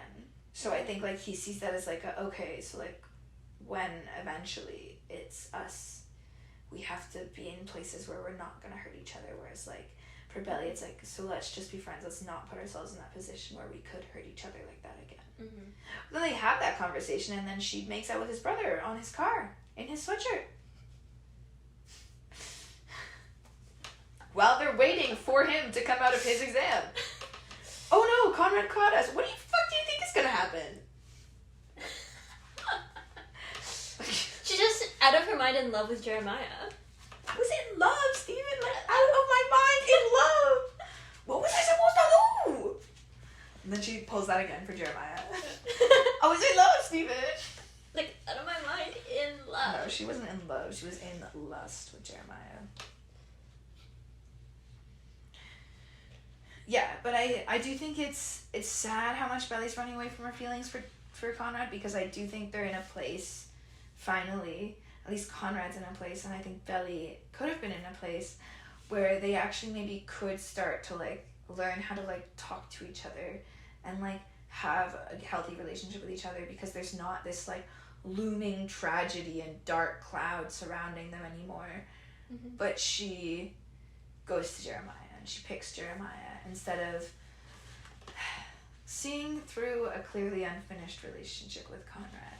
I think, though, it's also that I don't think she ever knew how to talk to specifically Conrad, like, ever in her life. And I feel like if they build a friendship where they can communicate with each other, because I feel like even when they were, like, 12 years old, like, granted, they were 12 years old, like, they couldn't, on the boardwalk, they couldn't communicate anything up, like, to each other, and they're both in their own heads. And so I feel like they need to be doing some growing as their own people, then as friends, and then potentially as anything else, to see and solidify the fact that they know how to talk to each other, because that was their major, like, point of tension before. Yeah. But I also think even when we were in, like, Jeremiah's head in the show, like, in the books, when I'm in Jeremiah's thoughts, I'm like, oh, that's, like, nice, that's, like, sweet. In the show, it's like, oh, he's just, like, a sort of a cringe Wattpad boy. Cool.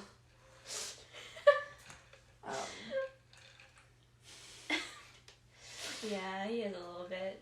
He is, and it's uncomfortable. And it's crazy, too, because Conrad is the epitome of, like, a YA leading man. He's all angsty and moody. But he's got, like, the cute, sweet, romantic lines, whereas Jeremiah's got, like, hot, but, like, cringy Wattpad lines. And you're like, fucking what? Like, I feel like when I hear him talk, I'm like, who's falling for this? Yeah. Belly, apparently. She just wants to move on. No.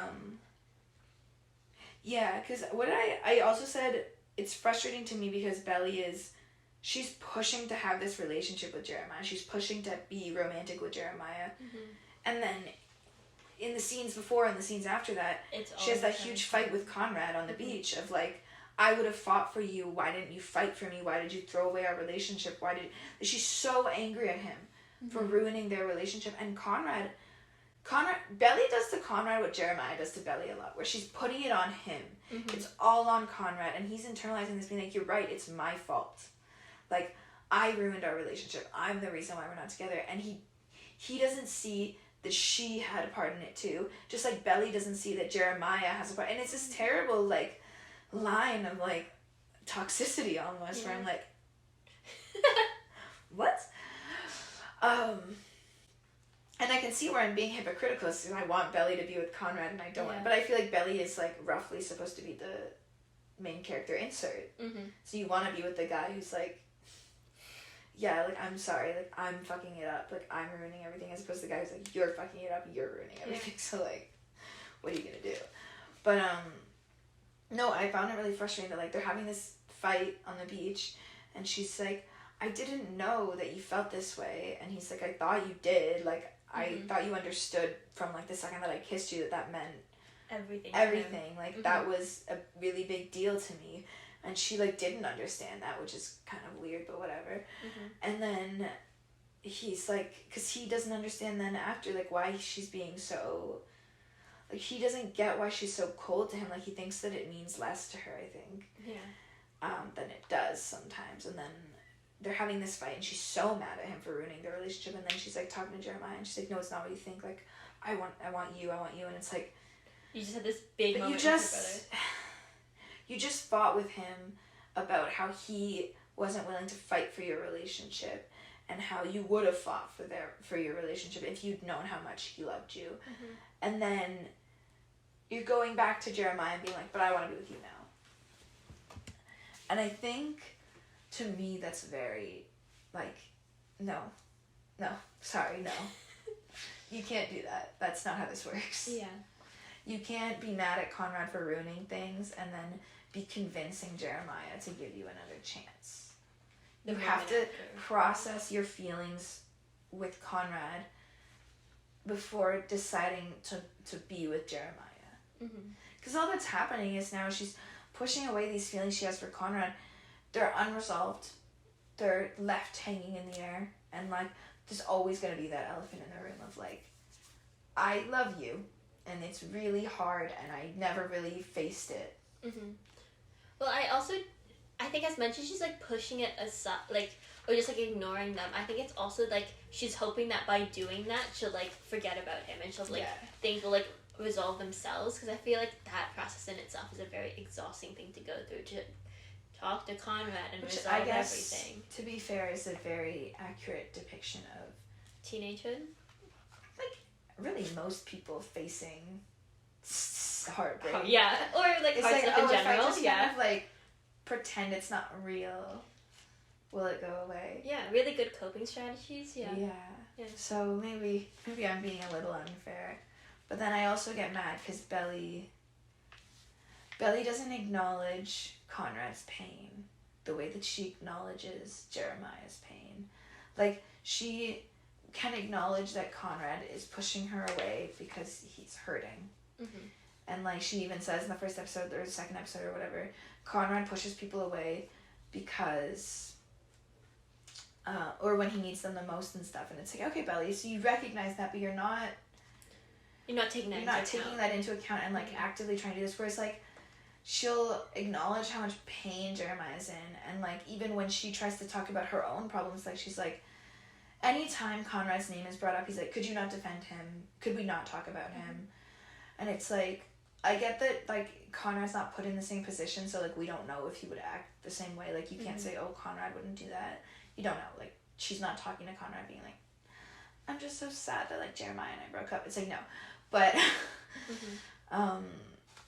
he sort of like, even when he like shuts her down for talking about her pain, she's like, oh yeah, shit, like why am I bringing this up? Because it's hurting him. But like if it hurts Conrad, she doesn't seem to take that into account as much. She's like, he can take it. Yeah, well, I think it's also interesting because in it's all good. In the very first episode, when second episode, when she recognizes that Jared's like being like really scared and like Jared's trying to push her away from like joining him on the car ride to go find Conrad, that she says in her narration that she knows him and she knows he needs her there, and so she goes along even though Jared has like said, I don't want you to come. And I feel like she doesn't or hasn't given Conrad that same, like, I don't want to call it leniency, but like she isn't there for Conrad even when he does push her away. Yeah, I think she lets Conrad push her away a lot more than she lets Jeremiah push her away, and I don't know if that's because she thinks it'll be easier to like win Jeremiah back over than it is to get Conrad to talk to her, if it's just too painful for her. But she does give Jeremiah this sort of like, no, I know you and you need me. Whereas like with Conrad, it's like she'll acknowledge that she knows him and he needs someone, but she won't like step up and be that for him, which I think is really interesting. Just like sort of a sad. Yeah, well, even at the wedding, he's like, I needed somebody, and so then he found his friend, and Belly got mad at the that. funeral. Yeah, the funeral. Well, Aubrey's his ex, but yeah. Yeah, the ex that he was supposedly heartbroken over. That Suzanne said, he's heartbroken over that breakup, and Laurel said, I thought they weren't that serious, and Suzanne's like, me too, I don't know why you would be sad. And it's like, well, you're dying, and also your husband cheated on you, so like, I think maybe Conrad knows something.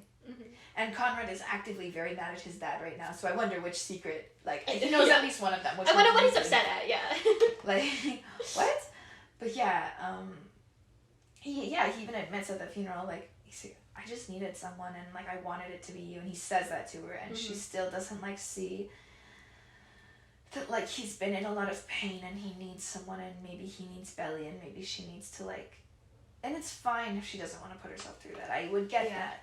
But it's like, he's kind of is admitting one way or another that he needs you, and you're not giving him the same, like, you're helping him, but you're helping him achieve goals so that you can leave him. Whereas like with Jeremiah, it's like you are helping him so that he wants to be with you. Like, I think with Jared, it's a lot like lower stakes than it is with Conrad. Yeah. So I feel like I understand like the whole pushing away with Conrad, but I feel like with Jared, it's like it's very easy to be there for him. And she knows that if she's there, she'll get, like, this certain response from Jeremiah, that, like, he'll be happy with her. And that, like, I think, I don't know. I feel like she's like, built up these expectations. Like, she knows what Conrad's going to do, but she isn't sure that's what Conrad's going to do. And so she's going to self-sabotage, in a sense. Yeah. I guess. I do think she self-sabotages her relationship with Conrad a lot. Yeah. Because I think it goes back to, like, that control, like, I'll hurt him before he hurts me kind of thing. And so she needs to, like, figure out how to, how to be able to just like commit to being in love with him without being scared. Yeah. And that's maybe not gonna happen. But Yeah. But I also feel like there's a lot of like loss of control like that she had with Conrad because she was crazy out of her mind in love, and I feel like I don't know. I think she thought that Conrad had all of the control in the relationship. Like, that's how she felt. But realistically, Conrad also felt like Belly had a lot of control in that relationship. Like, I think she didn't recognize that he was also, like, out of his mind in love with her. Like, he very much was in love with her. He just doesn't, he doesn't, they express it, I think, in, like, similar but very different ways. Yeah. I think it's also that they're also so scared to admit or like realize that the other person is in love with them, because I feel like they've wanted them for so long. It's almost like, but I have you now. Like, I think it's like so novel to them. It's like they don't know what to do now that they're with each other, but also like now that like they have each other, there's like the terror of like losing that person who you've wanted for forever. And I liked the parallel of like, I thought this was kind of funny because Taylor says at one point like, oh, I think Conrad is to Belly what Steven is to me. But then she's so team Jeremiah. Like, she's so like, you should be with Jeremiah, when I think like, can you not see how like maybe she's gonna keep being drawn to this person who like you yourself have admitted that you're always like, you're drawn to also, like you want to be with Steven because you've loved him for most of your life and he really cares about you and he wants to be with you, and like maybe you can see how like Conrad's not expressing it very well, but that's also how their relationship is. But she's like, no.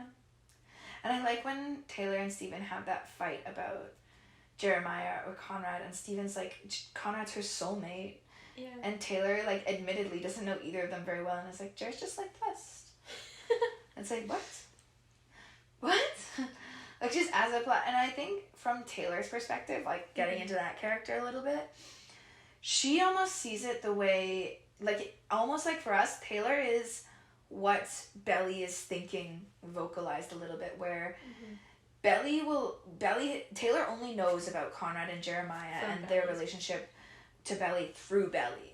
So, like, if Taylor is so firmly team Jeremiah, that's because Belly's only ever told her how Jeremiah is so great. And, like, in the books, too, it's like, Belly only ever tells us, the readers, like, Jeremiah is so great, he's such a great friend. So, like, when you're reading it, you're like, yeah, Jeremiah is great. Like, of course you want to be with him. Whereas, like, when you're watching it and they're giving him all these, like, other things that are going on that Belly doesn't see in like, no one sees but Jeremiah, basically. It's like, okay, so he's not that great. And I think I really hate that, because I'm like, yeah, I know Conrad is toxic and he has a lot of flaws and stuff, but everyone knows it. Like, we all see it. Whereas, like, with Jeremiah, it's like, everyone thinks he's one way and then he's, like, sneaky not that way, and it's like, when it comes off as manipulative as opposed to just, like, he's just, like, we already knew it, and that really upsets me. Okay, yeah. Which I think I may be harder on him because of, like, the way that everyone talks about him and perceives him. And I'm like, but it's not true! Look at him closely! Look at him also doing bad things! Yeah. And I'm like, ugh! Which is like, so like, yes, he's probably as toxic as, they're probably equally toxic, but I don't like the way everyone thinks that he's like such a saint, you know, it like almost makes it more frustrating. But I think, yeah, because Taylor hears like how Conrad like broke Belly's heart so much. She's like, Team Jeremiah, and it's like, okay, I think that almost gives us a better insight into Belly's head. But then I also think, and I usually think Taylor's a great friend because she's like ride or die Belly. Like she's kind of shitty in season 1 a little bit, and then like she kind of makes it up though, and like I think it's kind of fun to see her character grow up and like have that like little arc of like maturity a little bit. But she's such a good friend to Belly. And then the one time I really don't like it is when Belly's like, there was also this moment, like she's talking about this moment with Jeremiah, and Taylor's like, oh, that's so hot, and then she's like, but there was also this moment with Conrad earlier, and she's like, no, she immediately don't talk about Conrad. And it's like, you should let your friend talk about, like, they haven't been broken up for very long. And the last time they saw each other was like a huge blowout fight that they had at his mother's funeral. So maybe like you should let her talk about her feelings for Conrad and her confusion about this, because it's like she kind of like, her and Jeremiah both kind of shut Belly down a lot when she wants to talk about Conrad. So she doesn't have anyone to talk through her feelings about Conrad with, because those are her two best friends. Mm-hmm. The people who she talks to the most, and one of them is a potential love interest who's mad at her for dating his brother, which, like, yeah, so that's pretty complicated. So she can't, and anytime she tries to talk about Conrad, even in, like, a not relationshipy way, he's like, don't, like, talk to me about Conrad. Mm-hmm. Which is, like, so different. I think in the books, all that Jeremiah ever says is, like, she asks him in the car ride, and Jeremiah asks her to come with him to find Conrad, because he's like, I don't think he knows that they broke up, and he's like, oh, I feel like, you know, you can get through to him because he loves you and stuff. Mm-hmm. And she asks him, like, oh, does Conrad ever talk about me? And he says, we don't talk about you. And that's the only thing, and she kind of gets from that she shouldn't bring up Conrad, because, like, it's not... whatever, and I think that's, like, a way better way to do it, but fine, whatever. Moving on, just an aside.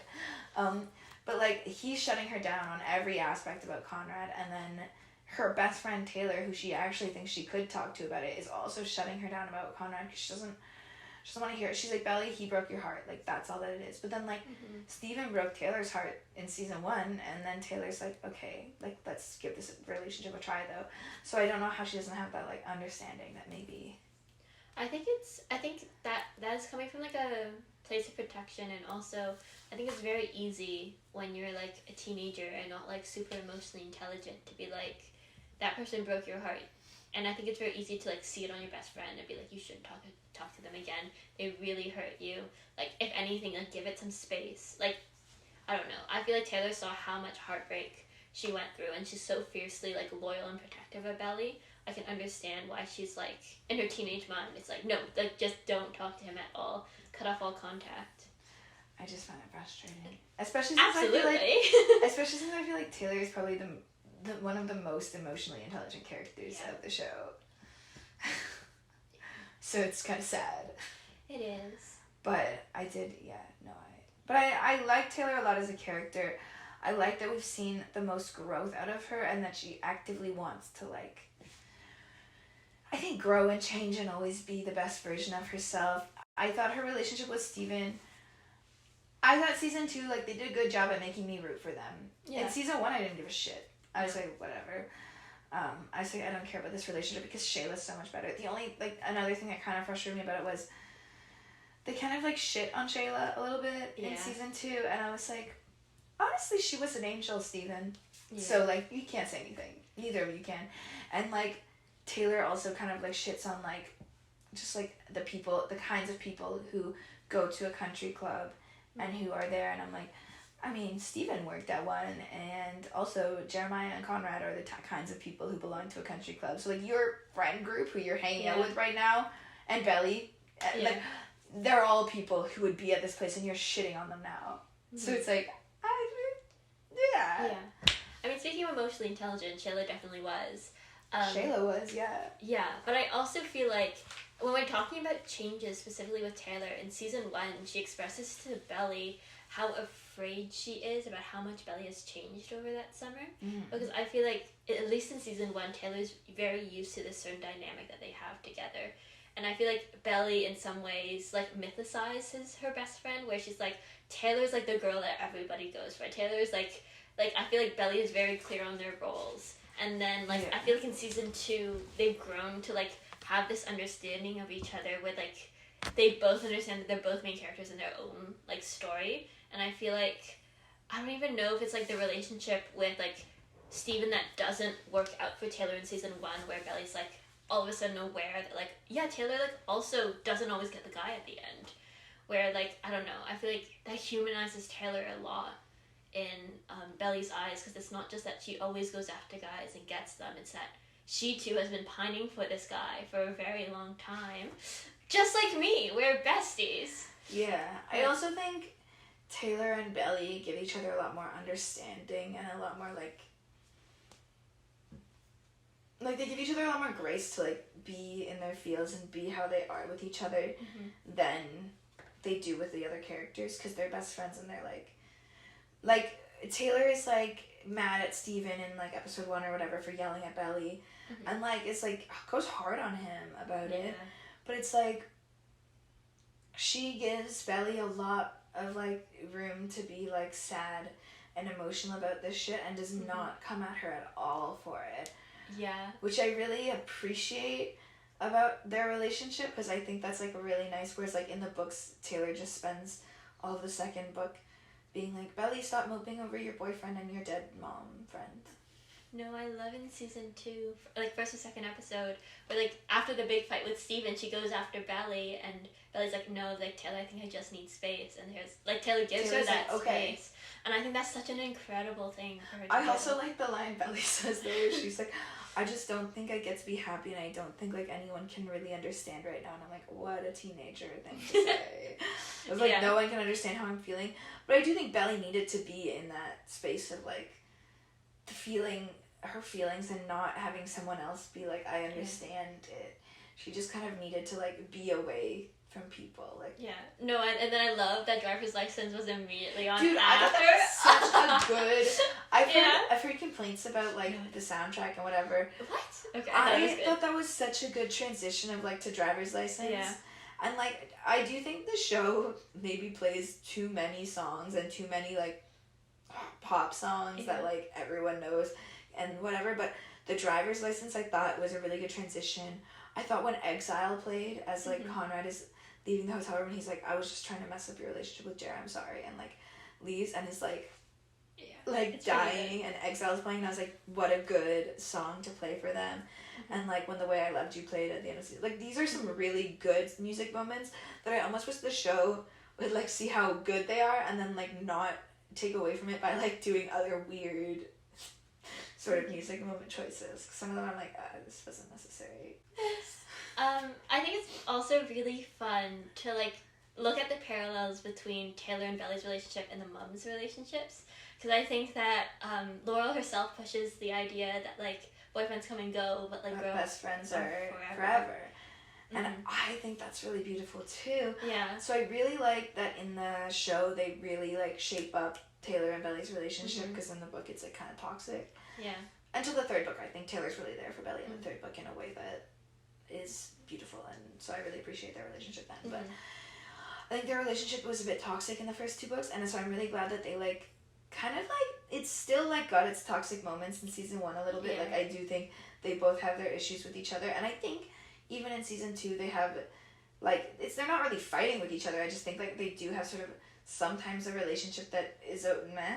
But like I kind of like that, because it's like, oh yeah, you're teenagers and like that's kind of how your relationship's gonna be, but like you always do prioritize your friendship. Like you never don't want to be in each other's lives and don't want to be each other's best friends, and like they really care about each other, and it's really cute to see their relationship change and evolve and grow. Whereas like and then like you see the parallel of like Laurel and like Susanna's relationship that's like they're always there for each they're other. always there for, like she's talking about in season 2 how like Susanna was there at the birth of her daughter because her husband was away, and she was like 3 weeks early. Like it wasn't like a criticism of her husband, it was just like Susanna was there like when she was born, like she dropped everything, came all the way from like Boston to be with her. And I think that's like a really sweet, beautiful friendship that they had. And I also really like their friendship because I think Laurel is one of the few people who saw Susanna for who she was. Like even the stuff that was toxic, like Laurel could yell at Susanna for, you know, being like acting in a way that's not okay, and Susanna I think actually like acknowledged it and took it, like because I think Susanna's a really toxic person. And I've got my own shit about her, because I think she is someone who like talking about perfectionism. She can't stand the world to be imperfect, and like everything has to be a perfect, happy little family. And the way that her family is so wild, because Susanna is like on one end of the spectrum, like coddling and like just like this like beautiful, like sort of like they describe her as like kind and like angelic and stuff, but it's like she is too lenient. And then she's got the other end of the spectrum with Adam, who is like too crack down the whip hard. And like so they're both just at opposite ends here, and it's like really toxic parenting that like they think they'll even each other out, and then when Susanna's gone it's like, okay, well now you're fully at this end. Like this family can never recover from her death because of how much they needed that balance in order to just have some semblance of normalcy. Whereas, like, in Belly's family, like, obviously it would be a tragedy if one of her parents died. Like, that's not what I'm saying, you know, but, like, if one of them wasn't around anymore, it kind of, like, both of her parents live in the middle. Yeah. As Steven so eloquently puts it, they live in the middle. Yeah. Both of her parents kind of live in this, like, middle section where, you know, if one of them is being a bit crazier, the other one is still, like, stably, like, there. And if another one of them is being a bit crazy, the other way, it's like, no, they're still stably, like, in this area. So, like, if one of them is not able to be around, like, when Laurel's not able to be around, it's hard for them because she's their primary caregiver.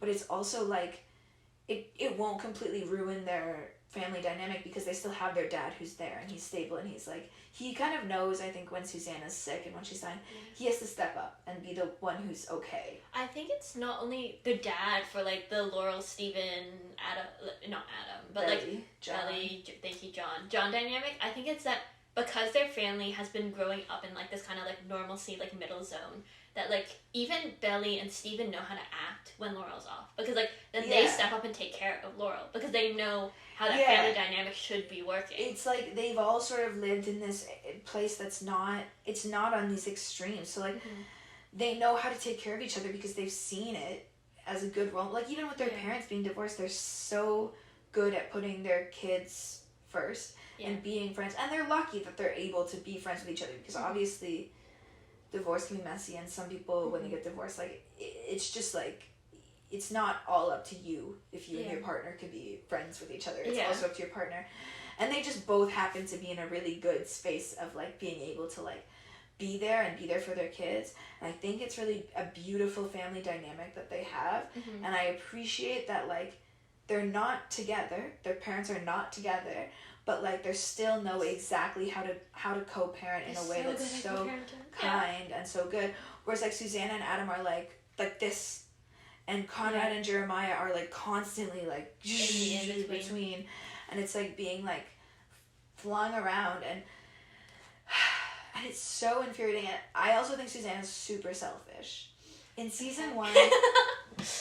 In season 1, her choice to not... tell anyone that she has cancer, but also to not get treatment for it is incredibly selfish, because to me, once you're, and I've said this a million times, once you're a parent, your life, it's not about you. It's just not about you. Your life, your death, they're not about you.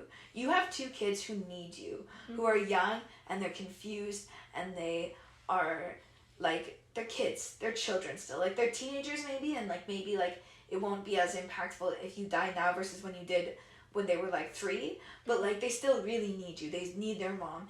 And you're saying, basically, I don't want to put myself through the experience of a cancer treatment and I'll just die and it'll be fine. But it's like, you're not the one who has to deal with the aftermath of that. Your children, your young children, and their dad, who, like, everyone knows is a piece of shit, are the ones who have to deal with it. And you're selfishly being like, no, I just can't put myself through that again.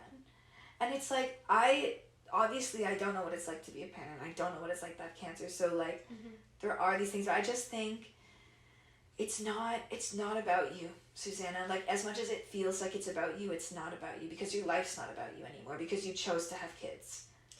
Okay. And so your life it's not about you. And your death also, in my opinion, not about you. But I don't think your death is ever really about you, because you're the one who's gone. You're the one who's gone. You're not the one who has to deal with the aftermath of it. And I feel like Laurel brings this up too. She's like, well, you're not the one who's going to have to deal with it when it's all a shit show when you're gone. And Susanna, like, just says, like, oh, well, you'll love that. Yeah, he does. Which is pretty fucked up. And then they, like, I just think it's, like, and, like, they kind of acknowledge, like, the toxic traits in each other a little bit in that scene, which I enjoy, their relationship.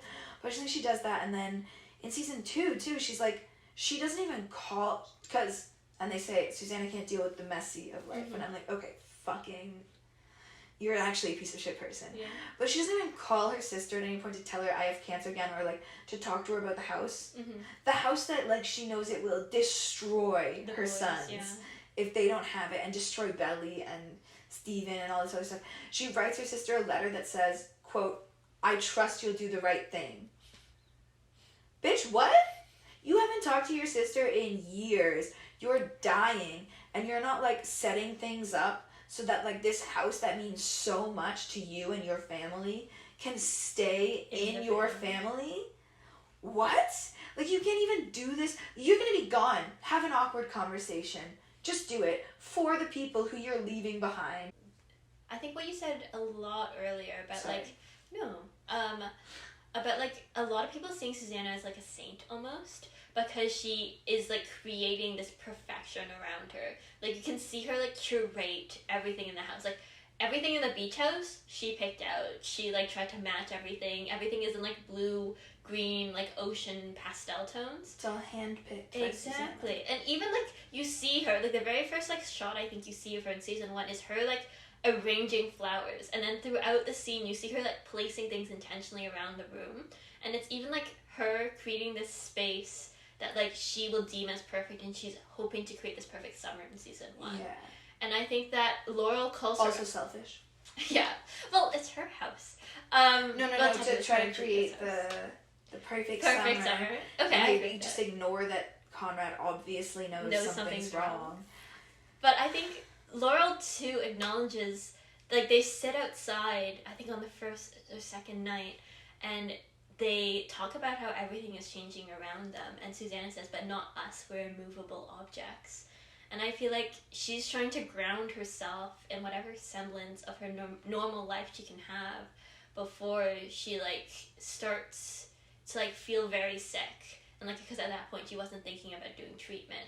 And I feel like I can understand having like that final like scramble to like have control over your life when you're about to have no control over it. Mm-hmm. And I agree with your idea that like, because she has kids, she should step up for them. But I think it's a very hard thing to do as a parent, to like put other people first, because she's inherently selfish. I absolutely think it's really hard. Yeah. And I think something that frustrates me about Susanna is just not even necessarily Susanna so much as like none of the other characters acknowledge that she's how inherently selfish she is throughout a lot of the show and the series. Mm-hmm. And I think also, I mean, she has a toxic obsession with Belly dating one of her sons. Yeah. But whatever. Well, I wrote this down somewhere for Laurel. So to me, she's one of the best characters in the show. Yeah. And, okay, well, a really good scene is Laurel and John at Steven's graduation. And mm-hmm. she's like, I don't have my best friend. And he's like, well, she's like, I don't have my cheerleader. And he's like, well, I'll do the cheers or whatever, but I draw the line at the skirt and the pom-poms. Yeah. And I thought that was like a really sweet, like, he knows how, because he acknowledges in season 1 too, there was always 3 people in their marriage, and it was him, Laurel, and Susanna. Mm-hmm. And he knows that Susanna is the only person that Laurel, I think, has ever loved more, like obviously aside from her kids, like, her kids are not involved in this, but like has really loved more than herself. Mm-hmm. And so I think Laurel is such a, like, Laurel I think is similar to Conrad in the sense where it's like, these people need me, so put aside what I need and what I'm feeling. Well, she does it better though. Put aside my own feelings and my own grief to be there and be what these people need. And I think because she's so focused on doing that for Conrad and the boys, because it's their mother, she expects her kids to be doing the same thing. And I wrote that I don't think Laurel understands why Belly can't do what she does. Like, Laurel doesn't understand why Belly has to wear every emotion on her sleeve, and why Belly can't just not express her feelings all the time. Mm-hmm. And Laurel's really hard on Belly, I think. Like, really hard on her. Like, when there's the funeral scene and Belly's just had her first heartbreak, and she and Conrad get into a fight, and it was kind of shitty, but Belly's reeling from this death too, and her and her boyfriend had like this massive like breakup fight, and then she sees her boyfriend with his ex-girlfriend, and she's like heartbroken, and she's acting out in a way that's, you know, very childish, but also she's a child. Mm-hmm. And Laurel just gives her this look of like disgust. Mm-hmm. And it's like, oh my god, that look could kill. Like, I would feel so shitty if I was Belly. And Belly says, like, I know that you hate me, and I know that you hate me for what I've done and how I've acted, and, like, don't worry, I hate myself even more. And for me, what really hurt was when Laurel didn't, like, take that hit, like, wasn't like, oh my god, like, I almost am not see it. I'm making you feel that way. She was like, don't give me that, like, stop being so dramatic, basically. Yeah.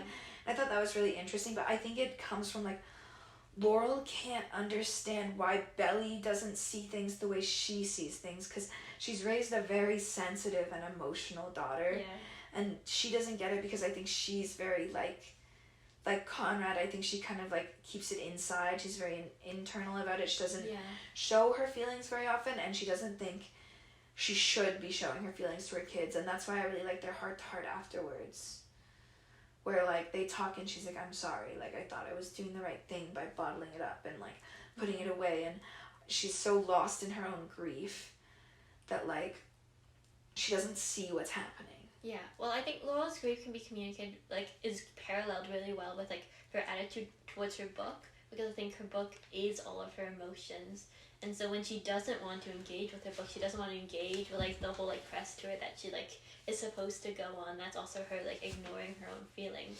But I feel like, doesn't Belly say at one point, like, you weren't even there for the boys, like, after the funeral? Or am I making that up? I don't know. Oh, okay. Because I feel like, as much as, like, I can understand, like, her bottling up her emotions and placing everybody else's first, but I had the impression that, like, she wasn't even there for, like, she wasn't even aware that the house was being sold.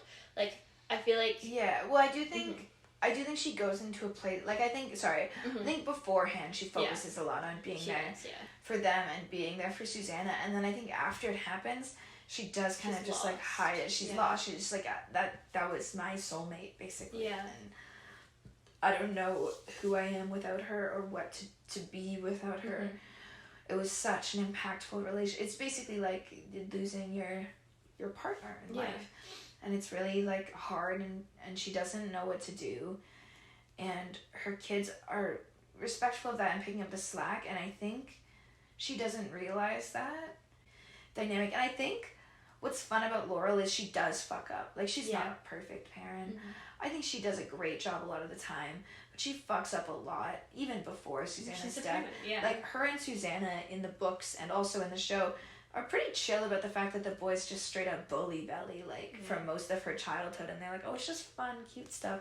And, like, in the show, they do a better job at, like, making it less of them just, like, straight up bullying her all the time, but, like, Laurel in the books will be like, Belly, don't be, like, a tattletale or whatever about them, and it's like, I don't know, they've, like, brought her to tears, so maybe you guys need to be, like, I do think she messes up, but I also think that she tends to recognize when she's, like, messing up and, like, tries to fix that behavior. I think she understands that, like, it's, like, I think, you know, you can give her a lot of grace because it seems like she's actively trying her best to be a good parent and trying to put her kids first, whereas, like, with Susanna, it seems like what's most important to her is, like, everything being perfect and everything looking perfect, and, like, it doesn't feel like to me that her kids are her, like, most important thing to her. It feels like she's the most important thing to herself. Okay, I can see that. Whereas, like, with Laurel, I feel like I see her putting the responsibilities, at least, of being a parent ahead of everything else. And so, like, when she does, like, you know, kind of lose Susanna and go into this place of, like, just not being there and not being present, you can understand why she does that, but what makes you have even more understanding for her is that she apologizes for it. Yeah. That she says to Belly, like, I didn't know how to deal with this, and I'm sorry, and I thought pretending like I did or that I was fine was the right way to do this, and I see now that, like, it wasn't. Yeah. And I think that's, like, a very, like, it's so sweet. It's such a good moment for them. Yeah.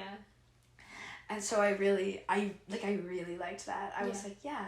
And, like, obviously I don't think it's okay to hit your kid, but I feel like Belly kind of needs to be slapped out of it a little bit. Like, I feel like we said this earlier about Laurel not having a lot of expectations on Conrad because she knows he's a kid and she's the adult in the relationship.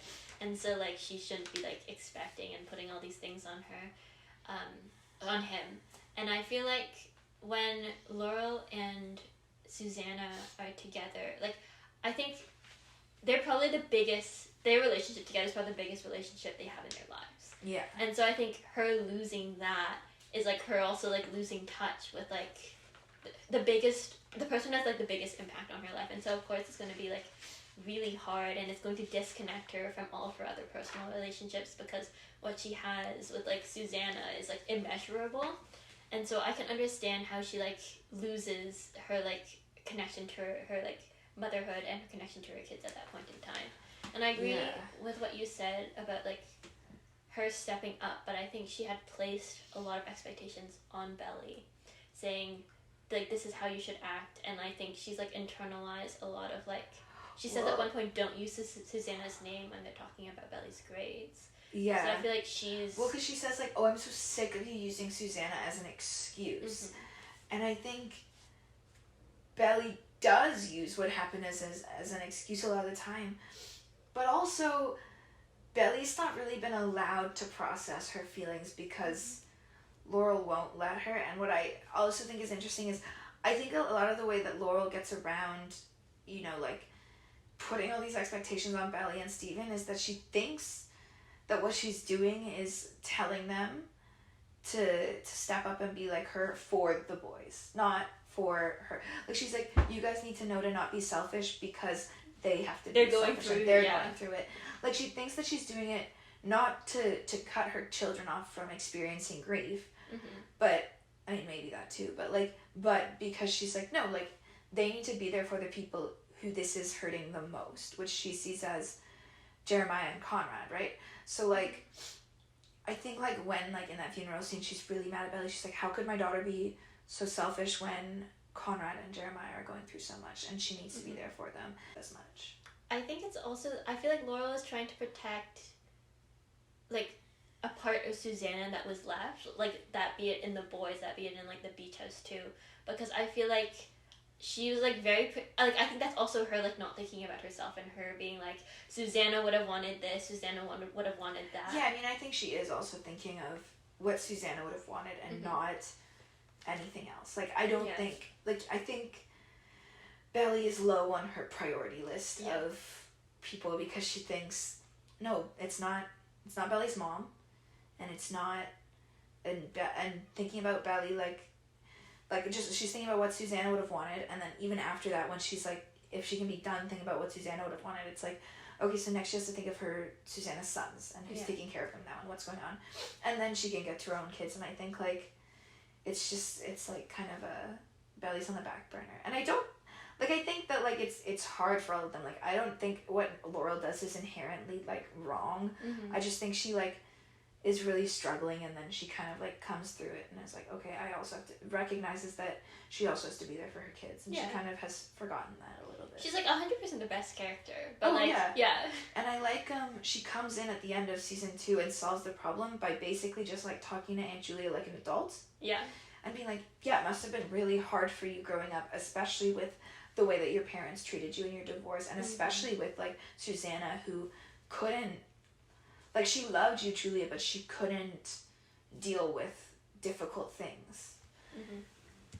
And I think that was kind of a fun, like, a really interesting way to do it, where it's like, Jeremiah goes and talks to her and is like, yeah, you should give me the house, it's mine. Yeah. And it's like, no, Jeremiah, obviously not. And, like, even Conrad, like, he's the same way. He's a bit spoiled about it. He's like, I just really appreciate that Laurel, like, basically the solution was really simple. It's just no one was being an adult in that situation because none of them are adults.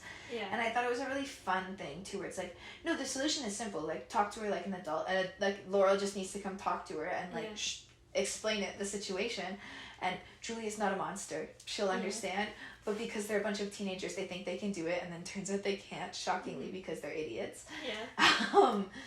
And then the problem is solved, and I kind of like that. It wasn't, like, complicated. It's just that because they're kids and they aren't seeing it from anything other than their own perspective, they're not, like, getting it. Absolutely.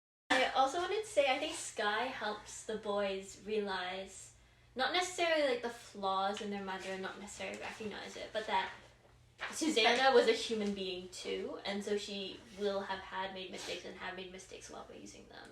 I also think that Sky makes the boys, like, helps the boys to see that her mom isn't, like, a villain.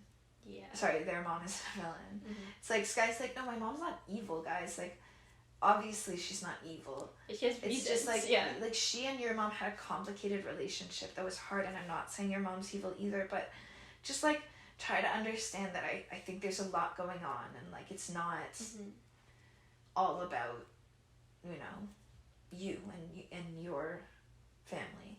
Yeah. And I think that's kind of a fun thing that she does, or that they do, sorry. Yeah. And I like that.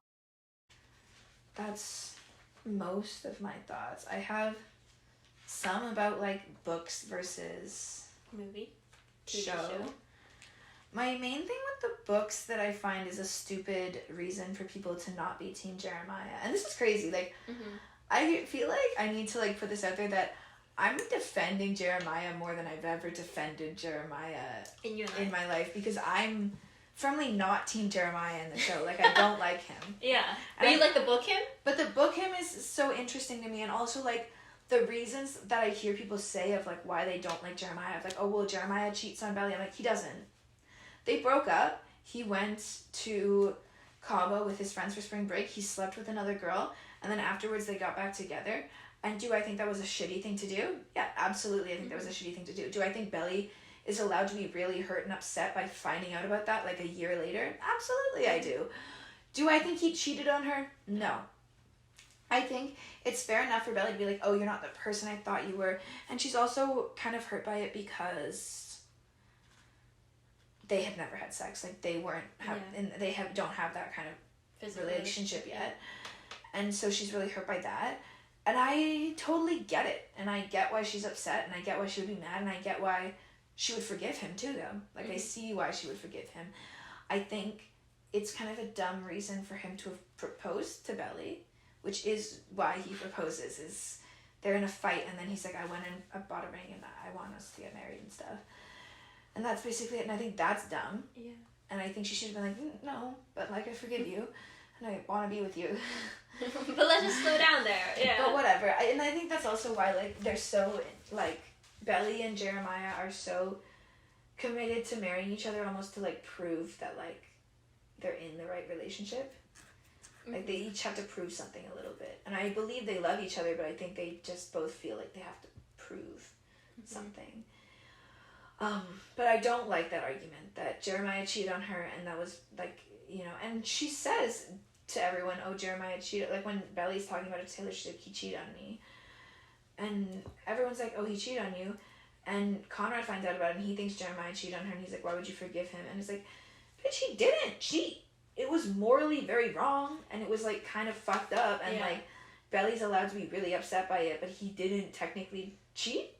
So I don't know why we keep calling it. It's like when Belly says Conrad broke up with her. It's like, no, that's actually not what happened. No. Yeah. And then, but yeah, I was no longer Team Jeremiah because they spent the entire book telling us why Jeremiah and Belly weren't a good fit, and I thought that was fun. And I hope this show does a better job at giving us reasons why Belly and Conrad are a good fit, which they've already done, and I hope they do a better job at... One thing I found really annoying at the end of book 3 is that Belly doesn't really break up with Jeremiah. Jeremiah breaks up with Belly. But, like, he does it in a way where it's like Belly kind of is internally thinking, like, I know that if I told him I wanted to marry him still, he would marry me. And he would do that. But how can I do that to him? It's like, yeah, but... Like, you're not really... Like, he said, okay, then we shouldn't get married if I don't want to have just part of you, I want your whole heart. And you've admitted that you'll always love his Conrad brother a little bit. And I don't want that. And she's like, I know that if I, like, told him, though, that I still wanted to get married, he would do it. And it's like, that's pretty toxic, man. Yeah. And, like, I don't like that. And I don't like that... I wanted Belly and Jeremiah to have a fight at the end of the 3rd book, or whenever they have it, where they break up. That's not about Conrad. It's just about It's just about their relationship. And yes, I do think Conrad is a part of why they shouldn't be... Why they break up, because she's still in love with him and stuff. But I'm really frustrated when I was reading the books that they don't have a fight that's not about Conrad. It's not. It should be about their relationship and why they're not working. And I don't think Conrad is the only reason why they're not working. And I think I'm excited for season 3 because Belly is a much more outspoken person in the show, and she's a much more like, I have control of my life kind of a person in the show. But I'm really hoping that she makes the choice to not be with Jeremiah regardless of Conrad's feelings for her. Because at the time they have the fight, she knows Conrad loves her. And to be fair, I like that at the end of the books, she doesn't just like get with Conrad at the end of like at her wedding. What happens is like she goes away and finds herself a little bit, and then they get together, and I think that's fine. But like it just feels a lot like all of their fights and all of their arguments are about Conrad, and I'm like, what about you two? What about the relationship you're in? What's up with your relationship? No, I think Conrad is, I don't know if I've said this, one of the best characters to watch on TV because he has so much potential. You know what I mean? Like when you're watching TV, my favorite thing, and I think a lot of people's favorite things, is character growth and character development. And with Conrad, the way you see it is like you see him being like he can be really toxic and stuff. But you also see internally a lot of the struggles that he's going through. And so from that perspective, I mean, he fits the trope of like, I can save him, I can change him. Yeah. But from that perspective, it's like you watch it and you're like, you have the potential to grow so much and be such a good person and be the better man and be the right choice, that like when you're watching it, you're like, yes, like I want to see you doing these things. I want to see you growing up and becoming the person that I know that you could be. And I think that's like also why he's so exciting. And so like you want to root for him because you see what he could be. And I know that that's like obviously a toxic thing to look at it, but from a TV perspective, it's exactly what you want in a character. Because you want to watch the character who's not perfect and is kind of shitty at the start, but like you see why they're shitty and you have a lot of really good excuses for them, and you want to see them grow. And I think that's the difference. He's set up on a good path to grow too. He's set up on like the perfect path of like, you see him as like the struggling oldest child who's like got to take care of everyone and everything, and then you see how much he has to grow and how much he's trying to grow too, because he actively like he wants to be better, but he doesn't know how. And I think that's also the difference between like Jeremiah's also set up in a position where he could grow up and change a lot, but he doesn't see that he has to. And Conrad really knows that he has to, and I think that's really interesting. Just from a TV perspective, a really interesting way to play it. But, yeah. Do you have any more, I mean, it's been a long time, but do you have any more thoughts, feelings, opinions, hot takes? I don't know, I feel like we didn't touch on Steven a lot, but I feel like... Let's be honest, there's not much to touch on. Well, I feel like he was very insecure in season 1, and I think it was really interesting, like, with Shayla, and I feel like every single chance he got to be with Shayla, he was, like, undercutting himself because he didn't think he was good enough. And there's a lot of reasons why, like, good reasons why he didn't think he was enough, whether it be, like, class and things like that. But I think in season 2, you see him own up to it, and I think that's why I really liked his relationship with Taylor. Because I feel like he wasn't, like, shy about it, and he knew his feelings, and I feel like he knew how Taylor was feeling. And then at the end of season 2, when they got into that fight, I don't know, when they, like, I feel like it was, like, in Cousins, they were, like, so flirty and, like, idealistic with each other. And then when they got back to wherever their hometown was, it was, like, confronting the reality of what it means to be together. And with, like, what it means that, like, Taylor is now not with Milo, and now that he has to, like, be around her friends and things like that. I also think, though, from, like, I think Steven is insecure in the beginning of season 2 also, like, about Milo, and, like, when they're in the real world and Taylor's with Milo, like, he's very insecure about that relationship.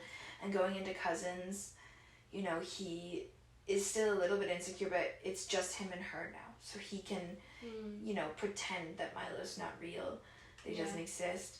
And then with Taylor, I think she is insecure about that relationship too, but in Cousins, like, and like and in general at the beginning of their relationship when they're flirty with each other and it's all very like romantic or whatever, it's very like it's safe for her to flirt with him because she's got someone else. And like I think once they do finally get together, when he's like, I have feelings for you and stuff, it's one thing when they're in cousins and it's in this like other place that no one knows them, and it's not, you know, it doesn't have to be a big deal either way. But it's another thing when they go back home and she's like reminded of like her entire experience with Steven. And I think Taylor's such a real one for being like, bro, no, I'm so scared of being with you because I've never been with someone who I like more than I think they like me, and it's really scary because it was so embarrassing how much I liked you and how much I've wanted to be with you my whole life. And she's like, I feel like I've like dreamed of like being with you basically. And she's such a real one for admitting it. Yeah.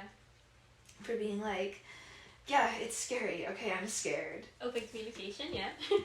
Yeah, and I think I really appreciate, like, obviously I thought their fight and their like, whatever was kind of dumb.